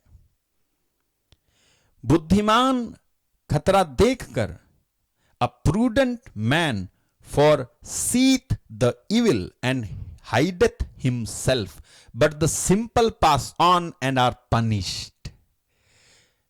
कुशल जन जब किसी विपत्ति को देखता है, उससे बचने के लिए इधर उधर हो जाता है, किंतु मूर्ख उसी राह पर बढ़ता ही जाता है और उसके लिए दुख ही उठाता है ना? बुद्धिमान जब खतरा देखता है तो छिप जाता है, किंतु मूर्ख आगे बढ़ता है और कष्ट पाता है। कितने सारे लोग हम में से ऐसे हैं जो आज ऐसा काम कुछ किया आपने, जो करने के बाद आज आप पछता रहे हो। आपने ऐसे ऐसे डिसीजन लिए जो आज आप सोचते हो कि मैंने ऐसा डिसीजन अगर नहीं लिया होता, थोड़ा वेट कर लिया होता, थोड़ा रुक जाता, तो ये मेरे साथ नहीं होता। आज आप कितने सारे लोग अपने बच्चों की शादी करके पछता रहे हो कि वहां पर हमने अपने बच्चे की अगर शादी नहीं की होती, थोड़ा रुक जाते तो अच्छा होता, है ना। पछता रहे हैं आप, पछता रहे हैं आप। कितने सारे लोग पछता रहे हैं, लोग पछता रहे हैं हमने ये दुकान नहीं खोली होती, थोड़ा रुक जाते तो हमें जो है नुकसान नहीं होता। हम अगर इस जगह पे नहीं गए होते तो थोड़ा रुक जाते तो नहीं तो कितना अच्छा हुआ होता। ऐसे हम पछता रहे हैं, हम गिड़गिड़ा रहे हैं, हम ऐसे रो रहे हैं। मैं जानता हूं ऐसे लोगों को, परेशान हैं, दुख होता है। मेरे भाई मेरी बहन, कितना दुख होता है मैं जानता हूं, कितनी परेशानी होती है मैं जानता हूं। बुद्धिमान खतरा देख के छिप जाता है, जबकि मूर्ख आगे बढ़ता है। मूर्ख, बाइबल की भाषा में मूर्ख का मतलब वो लोग जिन्होंने परमेश्वर के द्वारा मुहैया कराए गए दिए हुई आशीषों को अपने जीवन में उतारने के लिए जो परिश्रम आसानी से कर सकते थे उसको किया नहीं। समय रहते जिस परिश्रम को वो कर सकते थे उस परिश्रम को उन्होंने किया नहीं। आज पछता रहे, परेशान है। कितने सारे लोगों को मेरे भाई मैं बताऊं, समय नहीं मिलता है प्रार्थना करने का। बेचारे घर का काम, चूल्हा चौका, बर्तन, बाहर भाग, इधर भाग उधर भाग, बेचारे तड़पते रह जाते हैं। उनको प्रार्थना करने का, प्रभु के साथ बैठने का मौका नहीं मिलता है। पूरी जिंदगी भर तड़पते तड़पते निकल जाता है। मैं आपको बताऊं, ये बात, इस बात के पीछे ये बात है कि कहीं ना कहीं आपने रॉन्ग डिसीजन लिया था। कहीं ना कहीं आपने अपने आप को अननेसेसरी चीजों में, जब आपको फंसना ही नहीं था उस समय आप फंस गए। जिस उम्र में शादी करनी ही नहीं थी उसी उम्र में शादी कर ली। जिस उम्र में धंधा करना ही नहीं था, व्यापार करना ही नहीं था, उसी उम्र में व्यापार और धंधा करके बैठ के आज परेशान हैं। हम परेशान हैं, हम परेशान हैं। जिस उम्र में आपको रुकना चाहिए था, थोड़ा सा वेट कर लेते तो परमेश्वर तुम्हारे लिए सीधा मार्ग निकालता, रास्ता निकालता। लेकिन क्या करें, हम तो कुछ समझ ही नहीं पाए, मूर्ख की तरह आगे बढ़े और हमें दंड मिल रहा है। ऐसी ऐसी संगतियां कर रहे थे, ऐसी ऐसी दोस्ती कर रहे थे, ऐसी ऐसी चीजें खा रहे थे, पी रहे थे, और हम आज परेशान हैं उस संगति की वजह से। हम ऐसे मामले में फंस गए जैसे मामले में शायद हमें कभी फंसना नहीं था। परमेश्वर की इच्छा नहीं थी कि तुम ऐसे मामले में फंसते, लेकिन ज्ञान का अभाव और बुद्धि का अभाव हमारे अंदर होने की वजह से हम ऐसी संगति कर रहे थे। सोच रहे थे इसके ऊपर तो आएगी मुसीबत, मेरे ऊपर थोड़ी ना आएगी मुसीबत। लेकिन तुमने एक ऐसे व्यक्ति की संगति की जो परमेश्वर की योजना के अनुसार का व्यक्ति नहीं था, जिससे तुम्हें दोस्ती करनी चाहिए थी। तुमने उससे दोस्ती की तो जो दंड उसके ऊपर आया, उसी दंड का असर आज तुम भी भोग रहे हो। आज तुम भी परेशान हो, खामोखा तुम परेशान हो, तुम फंस गए हो। हेडेक होता है आपको, माइग्रेन की प्रॉब्लम हो गई है, हार्ट प्रॉब्लम हो गई है आपको, स्टमक प्रॉब्लम हो गई है आपको, आर्थराइटिस हो गया आपको, सोचते सोचते परेशान हो, आपको नींद नहीं आती है रात रात में। कहां से आई ये सब चीजें? मेरे भाई मेरी बहन, मैं सही बता रहा हूं आपको कभी परमेश्वर को कितना दुख होता होगा। मैं आपको एक वचन और दिखाता हूं। मैं आपको एक और वचन दिखाता हूं, सूक्ति के ही ग्रंथ में लिखा हुआ है। सूक्ति के ग्रंथ में ये वचन लिखा हुआ है। थैंक यू जीसस, धन्यवाद यीशु, धन्यवाद यीशु, धन्यवाद यीशु। बाइबल में लिखा है, यदि तुम्हारे अंदर बुद्धि का वास है तो इससे मुझे भी प्रसन्नता होती है ना। ऐसा एक वचन है, मैं आपको बताऊंगा। यदि आपके अंदर बुद्धि है तो परमेश्वर को इससे प्रसन्नता होती है। प्रभु को धन्यवाद, धन्यवाद, धन्यवाद, धन्यवाद, धन्यवाद। सूक्ति ग्रंथ में कहीं पे लिखा है, यदि हमारे अंदर बुद्धि है तो परमेश्वर को इससे प्रसन्नता होती है। धन्यवाद, मैं आपको बता रहा हूं, जस्ट वेट।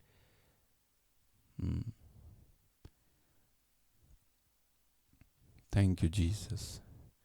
प्रभु, मेरी प्रार्थना है मेरे इन सब भाई बहनों के लिए कि इनके जीवन में ये वचन सार्थक हो जाएं और इन वचनों की सच्चाई इनके जीवन में इनको देखने को मिले। प्रभु, मैं प्रार्थना करता हूँ इन पर तेरी दया उतरे। सूक्ति अध्याय 2 वचन 10, प्रोवर्ब चैप्टर 2 वर्स 10। हाँ, 10 वहां लिखा है कि प्रज्ञा तुम्हारे हृदय में निवास करेगी और तुम्हें ज्ञान से आनंद प्राप्त होगा। प्रज्ञा तुम्हारे हृदय में निवास करेगी और उसके ज्ञान से तुम्हें आनंद प्राप्त होगा। तुम्हें ज्ञान से आनंद प्राप्त होगा। ठीक है। और ऐसा ही एक वचन है कि पुत्र, यदि तेरे अंदर बुद्धि का निवास है तो इससे मेरा हृदय प्रसन्न होता है। और मैं बताऊं आपको, यदि ईश्वर का हृदय इससे प्रसन्न होता है कि हमारे अंदर बुद्धि का निवास होता है, तो है ना, तो इससे अगर ईश्वर प्रसन्न होता है तो हाँ, ओके ठीक है। आप चलो सूक्ति अध्याय 23 वचन 15, 23-15, सूक्ति अध्याय 23 वचन 15 जरा पढ़ें, देखो क्या लिखा है। पुत्र, यदि तुम्हारे हृदय में प्रज्ञा का वास है, पुत्र यदि तुम्हारे हृदय में प्रज्ञा का वास है तो मेरा हृदय भी आनंदित होता है। कौन है ये कह रहा है? आपका पिता परमेश्वर ये कह रहा है। यदि तुम्हारे अंदर प्रज्ञा का वास है, तुम्हारे हृदय में प्रज्ञा का वास है, तो परमेश्वर प्रसन्न होता है, खुश होता है। इसका उल्टा क्या होगा? यदि आपके अंदर प्रज्ञा नहीं है, यदि आपके अंदर नॉलेज नहीं है, तो उस परमेश्वर को दुख होता होगा। और उसका दुख कैसा होता होगा? वो रोता है, लिटरली ही क्राइज ओवर आवर फेलियर्स। वो परमेश्वर हमारी असफलता पर आंसू बहाता है कि बेटा, मैं चाहता ही नहीं था कि तुम असफल हो। मैं तो तुम्हें सिर बनाने के सपने देख करके और ऐसे वचन दे करके बैठा हूं कि तुम सिर बनो, लेकिन तुम पूंछ बन जाओ, ये तो मैं चाहता ही नहीं था। वो नहीं चाहता है। मेरे भाई, मेरी बहन, मेरी आपसे विनती है, प्रार्थना है कि आप ना प्रज्ञा के वरदान को और ज्ञान के वरदान को पाने के लिए प्रभु के पास जाना और कहना, प्रभु तू चाहता है, तूने तेरे वचन में अभी मैंने पढ़ा, यदि तुम्हारे पुत्र, यदि तुम्हारे हृदय में प्रज्ञा का वास है तो मेरा हृदय भी आनंदित होता है। तो प्रभु, यदि मेरे अंदर प्रज्ञा नहीं है तो तुझे दुख होता होगा, ज्ञान नहीं है तो तुझे दुख होता होगा। मैं तुझसे प्रार्थना करता हूं, प्रभु मुझे भी प्रज्ञा दे, मुझे भी ज्ञान दे, मुझे भी बुद्धि दे, मुझे भी तू क्षमता दे कि मैं तेरी बातों को समझ सकूं। इस तरह से आपको प्रार्थना करनी है और आपको प्रभु देगा, सच में देगा। ठीक है। प्रज्ञा का और ज्ञान का वरदान आपको दिया जाएगा, जिससे कि आपको शैतान मूर्ख ना बना सके और वो लोग मूर्ख ना बना सकें जो शैतानी बुद्धि से चलते हैं, चालाक हैं। मेरे भाई, मेरी बहन, मैं आज यहीं पर रुक जाऊंगा और कल मैं आपको इसी ज्ञान के शब्द के वरदान में और आगे ले चलूंगा। ठीक है। इसी ज्ञान के शब्द के वरदान में और आगे ले चलूंगा, जिससे कि आप इस विषय के बारे में और भी ज्यादा समझ सकें और प्रार्थना कर सकें और प्रभु के सामने आप जो है उचित और सही प्रार्थना कर सकें कि प्रभु मुझे ज्ञान दे। हम कहाँ मांगते हैं ज्ञान? हम तो खुद ही अपने आप को ज्ञानी समझते हैं। कई बार तो ऐसा होता है। हम कहाँ मांगते हैं प्रज्ञा? हमें लगता है हमें तो बहुत कुछ मालूम है, हमें तो सब आता है। और यही तो प्रॉब्लम है, यही तो समस्या है। और इस समस्या की समस्या है हमारी असफलता। समझ में आया? इस समस्या की समस्या है। किस समस्या की समस्या है हमारी असफलता की? हमको लगता है हमें सब मालूम है, हमको लगता है कि मैं कर लूंगा, हमको लगता है कि हो जाएगा। एक बात बताता हूं आपको, एक उदाहरण मैं देना भूल गया, इसके बाद मैं आपके लिए प्रार्थना करूंगा। एक बहन थी जिसको एक लड़के से प्यार हो गया और वो उससे विवाह करना चाहती थी, और उसने अपने घर में माता पिता को बताया। माता पिता बोले, बेटा क्या तुम उसके बारे में अच्छे से जानती हो? तो बोली, हाँ पापा, मैं उसके बारे में सब कुछ अच्छे से जानती हूँ। वो लड़का जो है बहुत अच्छा है, शरीफ है, मेरे ही ऑफिस में काम करता है और मुझे पसंद है, और मुझे पूरा विश्वास है कि वो मुझे अच्छे से रखेगा, कोई प्रॉब्लम नहीं होगी, हम दोनों अच्छे से जीवन निर्वाह कर लेंगे। तो पापा ने कहा, फिर भी बेटा मुझे इस पे शक है कि तुम्हारी जिंदगी अच्छी चलेगी या नहीं चलेगी। बोले, पापा एक और बात बताऊं, विदेश में उसका अपना घर है और हम शादी के बाद दोनों विदेश चले जाएंगे, प्लीज आप मेरी शादी उससे कर दो। पापा और मम्मी हिचकिचाते रहे, बहुत दिन तक टालते रहे कि किसी तरह से बेटी मान जाएगी, नहीं करेगी।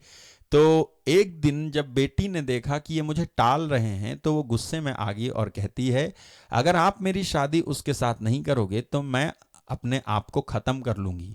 मेरी खुशी आपसे बर्दाश्त नहीं होती है, जो मैं पसंद कर रही हूं वो आपको क्यों पसंद नहीं आ रहा है? क्यों आप ये नहीं समझते कि आप पुराने जमाने के हो गए हो? आजकल का मॉडर्न जमाना है, इसी तरह से शादी होती है। पापा मम्मी ने कहा, बेटा हम शादी करने को मना नहीं कर रहे, लेकिन क्यों पता नहीं हमारे हृदय में ऐसा आ रहा है कि तुझे उससे शादी नहीं करनी चाहिए, शायद तुझे रोना पड़ेगा। वो कहती है, नहीं मैं अच्छे से जानती हूँ, मैं अच्छे से समझ चुकी हूँ, मैं जानती हूँ उसको वो कैसा है, आप जो है क्यों ऐसे शक कर रहे हो? जब मैंने कह दिया मैं अच्छे से जीऊंगी तो आप क्यों नहीं कर देते? पापा मम्मी मजबूर हो गए और बेटी के कहने पर उन्होंने उस आदमी से जो उसको पसंद था शादी कर दी। शादी के बाद वो विदेश चले गए, और विदेश जाकर के जब 1 महीना बीता, 1 महीने के बाद इस लड़की को पता चला कि उसकी पहले से ही एक शादी हो चुकी थी और वो दूसरी पत्नी विदेश में रहती थी। दूसरी पत्नी और इस आदमी में ये इससे शादी करने की बात पहले ही तय हो चुकी थी, और ये तय हुआ था कि उसको नौकरानी बना के रखेंगे और तुम मुझको जो है असली पत्नी बना के रखोगे। ये बात तय हुई थी।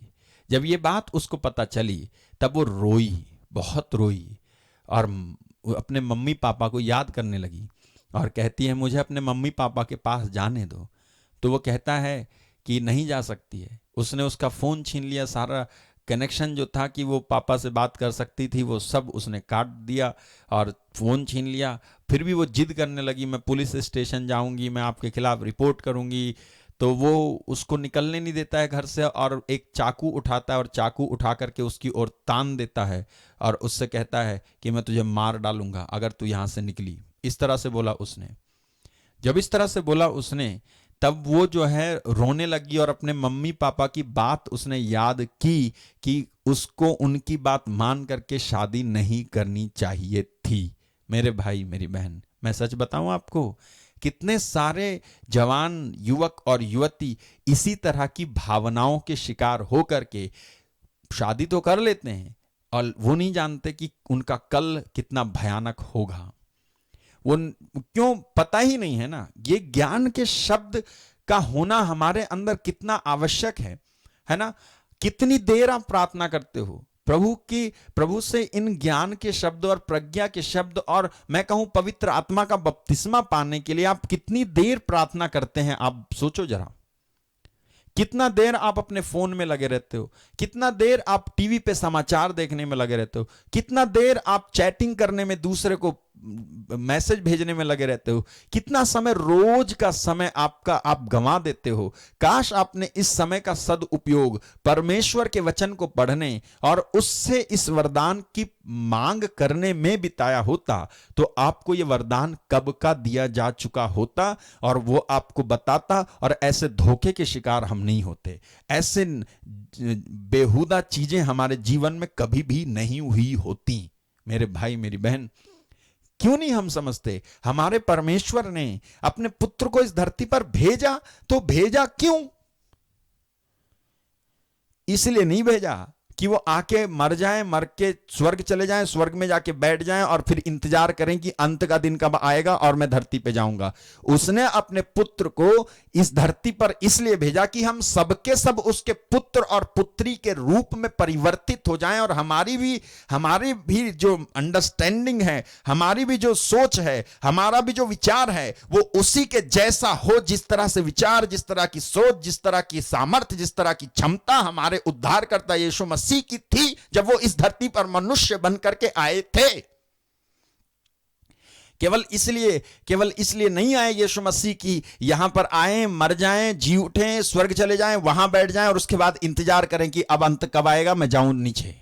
नहीं, आज भी इस धरती पर ऐसे लोग हैं जो इन वरदानों को हासिल किए हुए कितने लाखों करोड़ों की जिंदगियां बचा रहे हैं।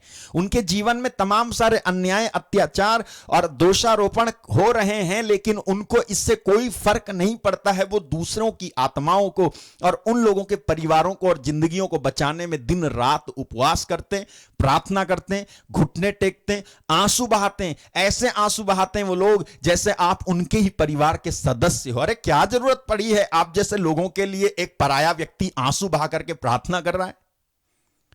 आप तो उसके ना तो खून के रिश्तेदार हो, ना आप उसके भाई हो, ना आप उसके चाचा हो, ना आप उसके ताऊ हो, फिर भी प्रभु के लोग, प्रभु के दास आपके लिए आंसू बहा बहा करके प्रार्थना कर रहा है। तो कौन है उनको आपके लिए आंसू बहाने पे मजबूर और प्रेरित करके प्रार्थना करवाता है?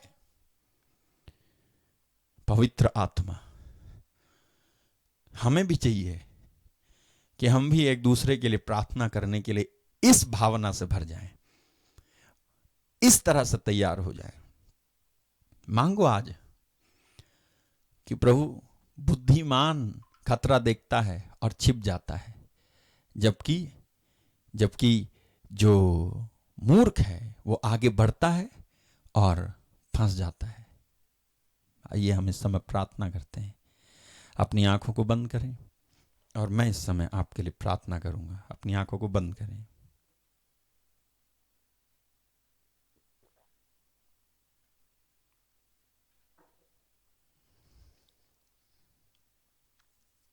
Thank you Lord, praise you Lord.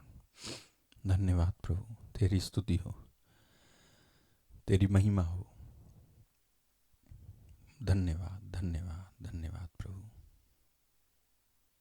धन्यवाद यीशु।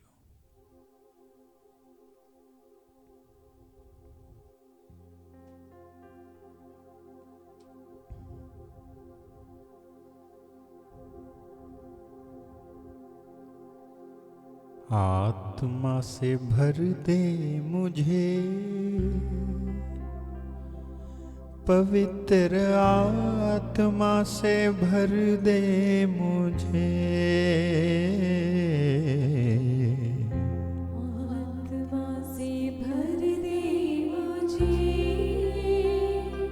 पवित्र आत्मा से भर दे मुझे। जहाँ भी मैं जाऊं गीत तेरे गाऊं, जहाँ भी मैं जाऊं गीत तेरे गाऊं। जहाँ भी मैं जाऊं गीत तेरे गाऊं। जहाँ भी मैं जाऊं गीत तेरे गाऊं। ऐसा यीशु कर दे मुझे, आत्मा से भर दे मुझे। पवित्र आत्मा से भर दे मुझे। ओ आत्मा से भर दे मुझे।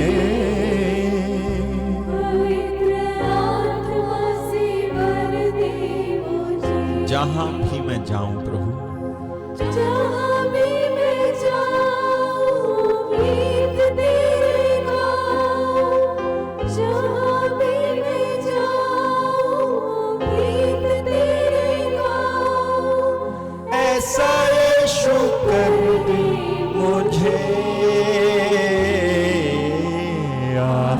आत्मा से भर दे मुझे,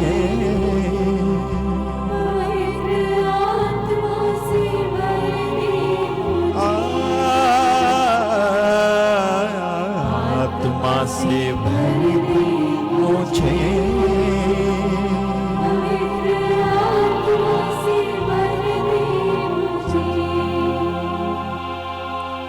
तू है मुनज्जी मेरा,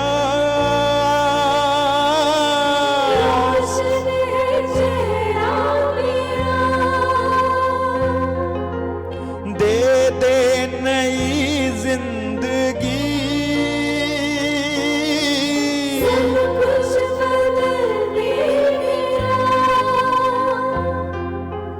तू है मुनज्जी मेरा,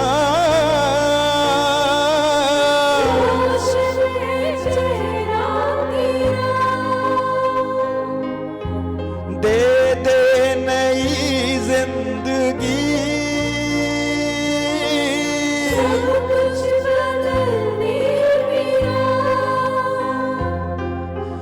जहाँ भी मैं जाऊं गीत तेरे गाऊं,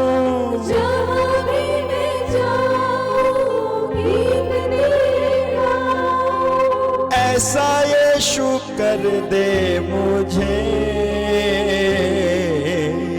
आत्मा से भर दे मुझे। कहिए प्रभु से, प्रभु से कहें, प्रभु मुझे आत्मा से भर दे, आत्मा से भर दे मुझे,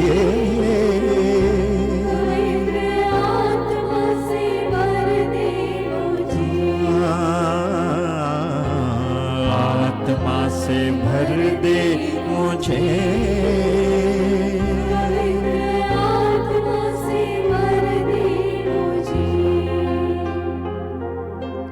देता है तू जिंदगी,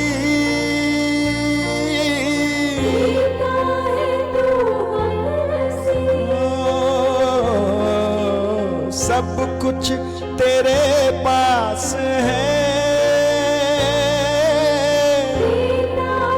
तू हर खुशी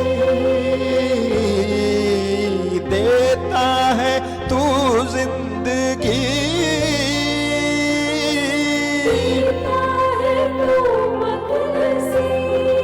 सब कुछ तेरे पास है, सब कुछ तेरे पास है, देता है तू हर खुशी,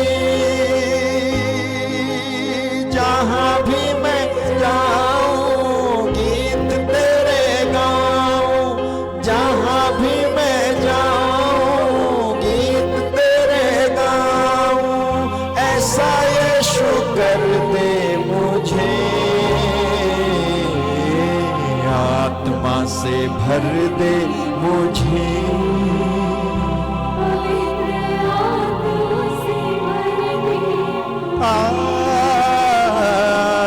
आत्मा से भर दे मुझे,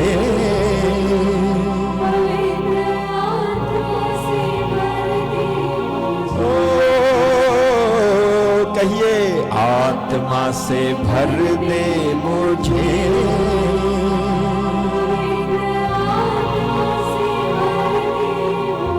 लगातार स्तुति करते जाना मेरे साथ, hallelujah hallelujah hallelujah hallelujah hallelujah hallelujah hallelujah hallelujah hallelujah hallelujah. प्रभु एक एक भाई को, एक एक बहन को आपके हाथों में सौंपता हूँ, एक एक जन को, एक एक दुखी, एक एक पीड़ित, एक एक निराश, एक एक चिंतित, एक एक हताश, एक एक तड़पता हुआ, एक एक भूखा, एक एक प्यासा, एक एक ऐसा भाई जिसको पवित्र आत्मा तेरी प्यास है, जिसको पवित्र आत्मा आपसे भर जाने की एक भूख है, जिसको पवित्र आत्मा आपसे भर जाने की एक प्यास है, जिसको हे पवित्र आत्मा आपके अलावा और दिन रात कुछ और नहीं सूझ रहा है, जो केवल और केवल आपके इंतजार में उपवास कर रहा है, प्रार्थना कर रहा है, मांग रहा है कि प्रभु मुझे मेरी इस समस्या से निकालने के लिए आ जाओ, जो कह रहे हैं प्रभु मुझे मेरी इस दुख से निकालने के लिए आ जाओ, जो कह रहे हैं पवित्र आत्मा मेरी सहायता करने के लिए आ जाओ। जो कह रहे पवित्र आत्मा, ये बुद्धि का आत्मा, ये ज्ञान का आत्मा, ये विश्वास का आत्मा,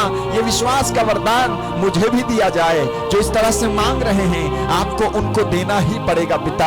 आपने वादा किया है पिता, मांगने वालों को अच्छी चीजें क्यों नहीं देगा। जितने भी लोग इस वरदान की खोज में और मांग में इस प्रार्थना में जुड़े हुए हैं, मेरी प्रार्थना है कि ये वरदान इनके ऊपर उतरे और इनके मन में और इनके कर्म में और इनके वचन में क्रियाशील हो उठे।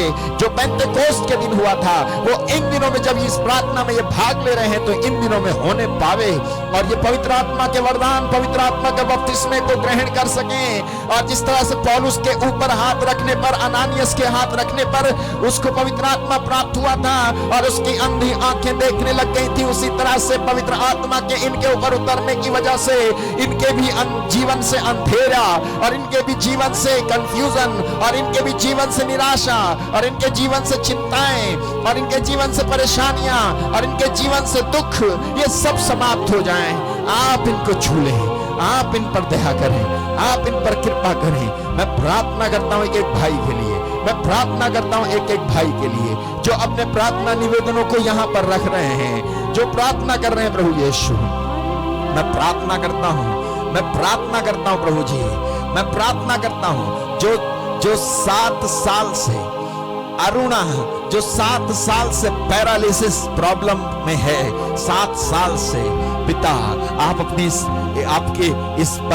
आपके इस बेटे पर दया की जाए, अरुणा पर दया की जाए। मैं प्रार्थना करता हूं यीशु मसीह के नाम से, यीशु मसीह के नाम से मैं प्रार्थना करता हूं प्रभु जी। यीशु मसीह के नाम से मैं कहता हूं, हे पवित्र आत्मा, इस समय चिन्ह और चमत्कार इनके बीच में प्रकट हो। चिन्ह और चमत्कार जो लोग लिख रहे हैं, आई नीड होली स्पिरिट।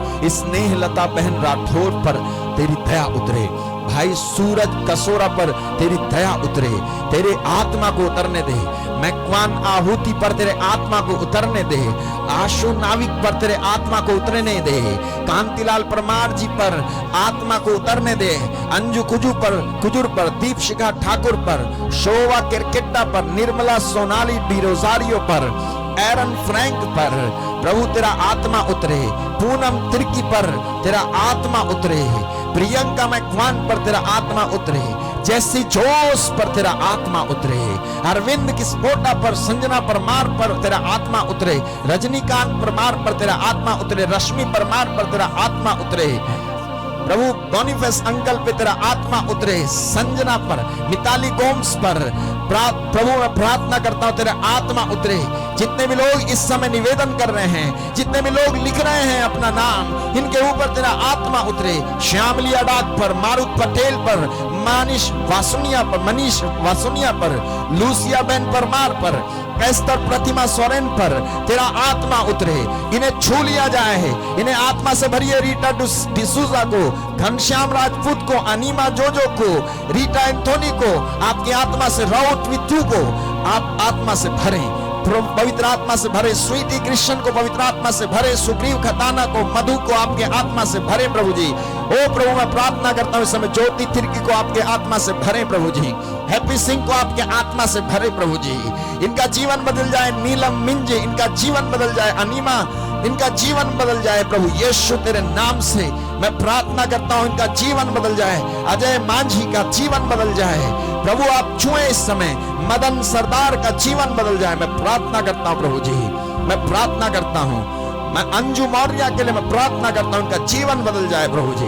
ओ जो लिख रहे हैं प्रभु, आई नीड होली स्पिरिट, मैं इनके लिए प्रार्थना करता हूं, इनको पवित्र आत्मा से भर दिया जाए, इनको पवित्र आत्मा से। रीना सोरेन को, एरिजन मारक को छूइए प्रभु यीशु, अमित कश्यप को छूइए प्रभु यीशु, छूइए अमन कुमार को, छूइए प्रभु राकेश वासुनिया को, छूइए प्रभु उन लोगों को जो पवित्र आत्मा से, भाई बहन किरण बैरवा को छूइए, स्पर्श कीजिए प्रभु जी। हेतल सोलंकी को छूइए प्रभु जी, स्पर्श कीजिए। मैं प्रार्थना करता हूं मेलकम फर्नांडिस को छूइए, मैं प्रार्थना करता हूं in the name of the Father and of the Son and the Holy Spirit I pray. मांठा खोरा लीग्रहांडे ब्रेसाठा ग्रहेमेंदो ब्रलाबा सीप्राना महांथिस रजनी खैस के लिए मैं प्रार्थना करता हूं, पवित्र आत्मा से भर जाएं, पवित्र आत्मा से भर जाएं ये लोग। प्रभु मेरी प्रार्थना है ये लोग पवित्र आत्मा से भर जाएं, ये लोग पवित्र आत्मा से भर जाएं, इनकी समस्याएं इनसे दूर चली जाएं, इनका दुख इनसे दूर चला जाए। निकिता क्रिश्चियन के लिए प्रार्थना करता हूं, प्रतीक्षा के लिए प्रार्थना करता हूं, सरोज बहन के लिए प्रार्थना करता हूं, एक एक भाई के लिए मैं जो पवित्र आत्मा पाना चाहते हैं उनके लिए, जो पवित्र आत्मा से भर जाना चाहते हैं। प्रभु भाई सोनू गोपीवाला के लिए, भाई सोनू मंझला के लिए, भाई सरजीत के लिए, भाई राजू के लिए, भाई रजत के लिए मैं प्रार्थना करता हूं यीशु के नाम से आप एक एक को छुएं और पवित्र आत्मा से भर दिए जाएं। ये लोग ये जब प्रार्थना करें तब इनके जीवन में ये वरदान दिखाई दे, ये क्रियाशील दिखाई दे, वरदान के द्वारा प्रभु जी दूसरों के लिए आशीष के कारण ठहरे, अनेक आत्माओं को बचाने वाले ये लोग हो जाएं प्रभु जी, अनेक आत्माओं को ये बचा सके मैं प्रार्थना करता हूं प्रभु जी। विभा टोप्पो के लिए प्रार्थना करता हूं, राहुल मैकवान के लिए प्रार्थना करता हूं, मैं स्वाति मैकवान के लिए प्रार्थना करता हूं, रमन भाई परमार के लिए मैं प्रार्थना करता हूं, अमिता खैस के लिए प्रार्थना करता हूं, मैं प्रार्थना करता हूं मिन्नी के लिए, मैं प्रार्थना करता हूं जसिंता के लिए, मैं प्रार्थना करता हूं प्रभु एक एक भाई के लिए, मैं प्रार्थना करता हूं प्रभु यीशु तेरे नाम से मैं प्रार्थना करता हूं। अशोक टीके के लिए, हीना गामित के लिए मैं प्रार्थना करता हूं, रतिलाल गामित के लिए मैं प्रार्थना करता हूं, जेनी पाओ के लिए मैं प्रार्थना करता हूं, विजय बुरकौट के लिए प्रार्थना करता हूं प्रभु यीशु, राउत विनू के लिए मैं प्रार्थना करता हूं, प्रियंका मैकवान के लिए मैं प्रार्थना करता हूं प्रभु इस समय ये लोग आत्मा से भर जाएं प्रभु जी। सुष्मिता श्रीनिवासन के लिए, टीएस चंदेल के लिए मैं प्रार्थना करता हूं, इस समय छुए इनको प्रभु यीशु। कांति परमार के लिए मैं प्रार्थना करता हूं, स्पर्श करें प्रभु जी, आत्मा से भर दें इनको प्रभु जी, आत्मा से भर दे प्रभु जी। आत्मा अनुराधा धोबी के लिए मैं प्रार्थना करता हूं, भाई गोविंद के लिए मैं प्रार्थना करता हूं, आत्मा से भर जाए प्रभु यीशु मैं प्रार्थना करता हूं, ये गवाही दे सके प्रभु जी, ये गवाही दे सके प्रभु जी, मैं प्रार्थना करता हूं ये गवाही दे सके, इनके जीवन में आत्मा उड़ेला जाए, मैं विनती करता हूं आत्मा उड़ेला जाए। हालेलुया हालेलुया हालेलुया हालेलुया, तेरे लिए ही जीऊं,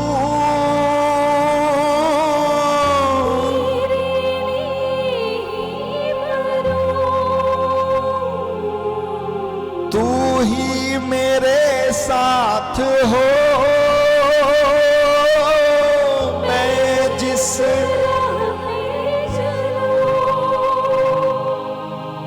तेरे लिए ही जीऊं,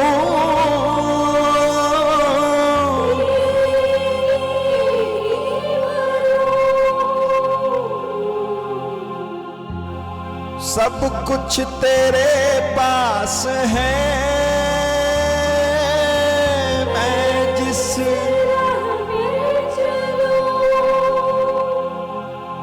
जहां भी मैं जाऊं गीत तेरे गाऊं, जहां भी मैं जाऊं गीत तेरे गाऊं, ऐसा यीशु कर दे मुझे,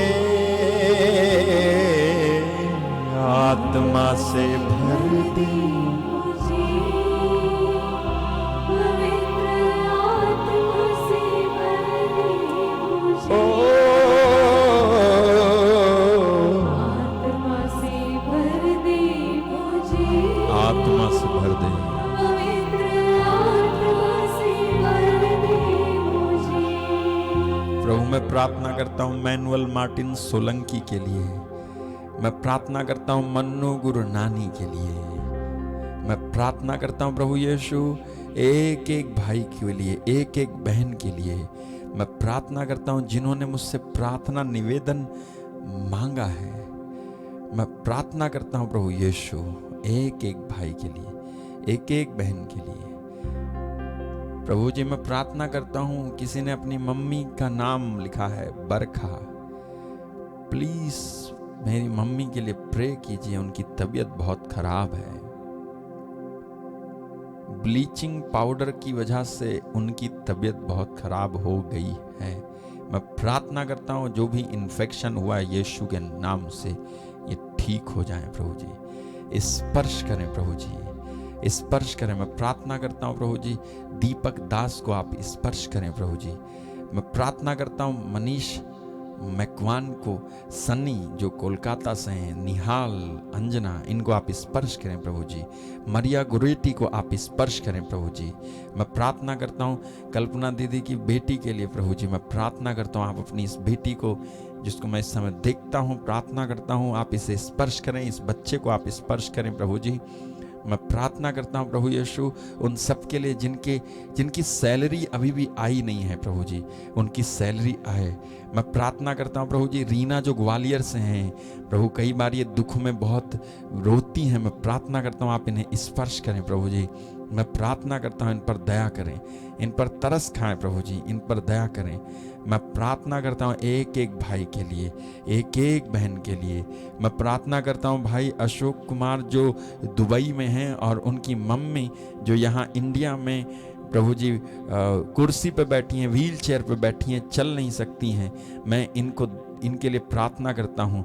इनका नाम शांतिना मॉन्टेरियो है प्रभु। मैं इस तस्वीर पर हाथ रखता हूँ और प्रार्थना करता हूँ यीशु के नाम से इनके पैरों में, टखनों में बल आ जाए और ये चलने फिरने लग जाएं, ये चलने फिरने लग जाएं, ये चलें फिरें, उठें और दौड़ें। मैं इनके लिए प्रार्थना करता हूं पिता, अभी और इसी समय प्रभु आप इन्हें छुएं। मैं प्रार्थना करता हूं अभी और इसी समय आप इन्हें छुएं और प्रार्थना कर ये चलें फिरें। मैं इस समय प्रभु जी भाई अभिजीत के लिए, उसने जो मेल किया है उस मेल पर मैं हाथ रखता हूं यीशु के नाम से। भाई अभिजीत मिंज के लिए मैं प्रार्थना करता हूं, इस समय आप इस बेटे को छुएं और प्रभु यीशु ये अपने टखनों पर, अपने पैरों पर ठीक होकर के चले फिरे, भला चंगा हो जाए। मैं प्रार्थना करता हूं प्रभु, विश्वास करने वालों के लिए सब कुछ हो सकता है, इसलिए मैं ऐसी प्रार्थना कर रहा हूं प्रभु यीशु। मैं प्रार्थना करता हूं प्रभु जी आभा तिर्की के लिए, इनको भी आप स्पर्श करें। जितने भी लोग प्रभु मुझे मैसेज, ईमेल, व्हाट्सएप पे या प्रभु जी यूट्यूब पे कमेंट करके प्रभु या इस समय ऑनलाइन हैं, इनके लिए मैं एक एक के लिए प्रार्थना करता हूं प्रभु आप इन्हें स्पर्श करें प्रभु जी। वंदना प्रमाण के लिए इनके पासपोर्ट का इंतजाम आनंद से ही हो जाए, मैं प्रार्थना करता हूं प्रभु। रोहित के लिए मैं प्रार्थना करता हूं, दया सागर प्रभु एक एक मेरे इन भाई बहनों को जो इस समय ऑनलाइन मुझे देख पा रहे हैं, इनकी तरफ मैं हाथ बढ़ाता हूं और इनकी चंगाई के लिए, इनके छुटकारे के लिए मैं प्रार्थना करता हूं। इनमें से कोई भी बीमार हो यीशु के नाम से भला चंगा हो जाए, यीशु के नाम से भले चंगे हो जाएं आप, यीशु मसीह के नाम से भले चंगे हो जाएं, यीशु के नाम से आपकी सारी बीमारी आपको छोड़ करके जाती रहे यीशु मसीह के पवित्र सामर्थी नाम से। मैं कहता हूं यीशु के पवित्र सामर्थी नाम से आपकी बीमारी आपको छोड़ करके जाती रहे। जिसको चलने में प्रॉब्लम है वो चलने लग जाए, याददाश्त कमजोर है उसकी याददाश्त ठीक हो जाए, मंद बुद्धि है या गैस्ट्रिक प्रॉब्लम है या डाइजेशन में प्रॉब्लम है या मुंह में छाले हैं या चक्कर आता है या डकारें आती हैं या हिचकी आती है या लंग्स प्रॉब्लम है या गंदे स्वप्न आते हैं या दुष्टात्मा से मुक्ति चाहिए या डर या गुस्सा या चिंता या बीमारी या कर्ज या नशा या चुगली की आदत है या चोरी की आदत है या घमंड है या ईर्ष्या है या लीवर, जिगर, यूट्रस खराब है या नाक में समस्या है या बाल झड़ते हैं प्रभु यीशु के नाम से, या सिर दर्द है या पेट दर्द है या हाथ दर्द है या दांत दर्द है या पीलिया है या आंतों में इंफेक्शन है या अस्थमा है या बवासीर है या टीबी है या कैंसर या किडनी प्रॉब्लम है या थायराइड है या गठिया है या शुगर है या ब्लड प्रेशर है या एसिडिटी है या हड्डी रोग है या आंखों की प्रॉब्लम है या ब्लड इंफेक्शन है या मोतियाबिंद है या दौरे पड़ते हैं या अपंगता है या गुप्त रोग है या लकवा है, खून की कमी है, चर्म रोग है, कान की बीमारी है, गांठ है, कमर में दर्द है, स्पॉन्डिलाइटिस है, मानसिक रोग है, नींद नहीं आती है, अंधापन, बहरापन, गूंगापन है, घाव है, फोड़े फुंसी है, मुहासे हैं, ट्यूमर है या सफेद दाग है, यीशु के नाम से ठीक हो जाएं इस समय। मैं प्रार्थना करता हूं ठीक हो जाएं इस समय यीशु मसीह के नाम से, ठीक हो जाएं। एक एक भाई, एक एक बहन इस समय ठीक हो जाए, स्पर्श पाए, इस प्रार्थना का स्पर्श उनको हो। मैं ये आशीष देता हूँ और ये प्रार्थना करता हूँ अपने उद्धारकर्ता प्रभु यीशु मसीह के पवित्र और सामर्थी नाम से। कहें आमीन, आमीन और आमीन, आमीन। Hallelujah, praise the Lord. प्रभु को धन्यवाद, प्रभु को धन्यवाद। और मेरे भाई मेरी बहन, आप जल्द ही गवाही देंगे, जल्द ही प्रभु आपको गवाह बनाने जा रहा है। आप में से कई लोगों ने मुझे गवाहियाँ लिख के भेजी हैं। मेरा आपसे भी निवेदन है कि आप अपनी गवाहियाँ लिख के मुझे भेजना, और आपके प्रार्थना निवेदन भी आप मुझे लिख करके भेजना। मैं आपके प्रार्थना निवेदनों के लिए भी आपके लिए प्रार्थना कर रहा हूँ। यहाँ पे बराबर आपके लिए मैंने प्रार्थना की है। बहुत सारे लोग जो इस समय बेरोजगार हैं, प्रभु उनको रोजगार दे रहा है, विश्वास करें। बहुत सारे लोग जो इस समय प्रॉब्लम में हैं, इस लॉकडाउन की वजह से, उस प्रॉब्लम से प्रभु आपको बाहर निकाल रहा है। प्रभु आपको बहुत आशीष दे रहा है। मुझे आपकी गवाहियाँ शेयर करना मत भूलना, लिखना। और यदि आप में से कोई भी भाई और बहन इस सेविकाई की आर्थिक योगदान के द्वारा मदद करना चाहे, यू आर मोस्ट वेलकम, आप कर सकते हैं। हमारे हाथों को मजबूत करने की आपकी इच्छा है, आप कर सकते हैं। प्रभु आपको बहुत बहुत आशीष दे। आप जितने भी लोग हैं यहाँ पर लिख रहे हैं, मैं आप सबके लिए प्रार्थना करता हूँ, बराबर प्रार्थना करता हूँ, ठीक है। प्रभु आपको बहुत बहुत आशीष दे। और इस समय मैं लास्ट का जो गाना है वो नहीं गा रहा हूँ, हम कल गाएंगे। इस समय मेरा निवेदन है आप इस प्रार्थना में बने रहें। 15 जुलाई को आपका जो बोर्ड का एग्ज़ाम है, उसका रिज़ल्ट आने वाला है। मैं ज़रूर इसके लिए प्रार्थना करूँगा, ठीक है। प्रभु आप सबों को आशीष दे। प्रभु में बने रहना, आत्मा में बने रहना, प्रार्थना करते रहना, और सत्य को जान करके असत्य से आज़ाद होते जाना, विनती करते रहना, प्रार्थना करते रहना घर पे। हम लोग आपके लिए बराबर प्रार्थना कर रहे हैं, और हम आपके लिए कोशिश कर रहे हैं कि आपको पवित्र आत्मा के वरदान और पवित्र आत्मा की सामर्थ्य प्राप्त हो, और आप लोग पवित्र आत्मा के द्वारा उपयोग किए जा सकें, ठीक है। शक मत करना, विश्वास करना। प्रभु ने आपको छुआ है, स्पर्श किया है। प्रभु आपको बहुत बहुत बहुत आशीष दे, यीशु मसीह के नाम से, आमीन। God bless you. Good night.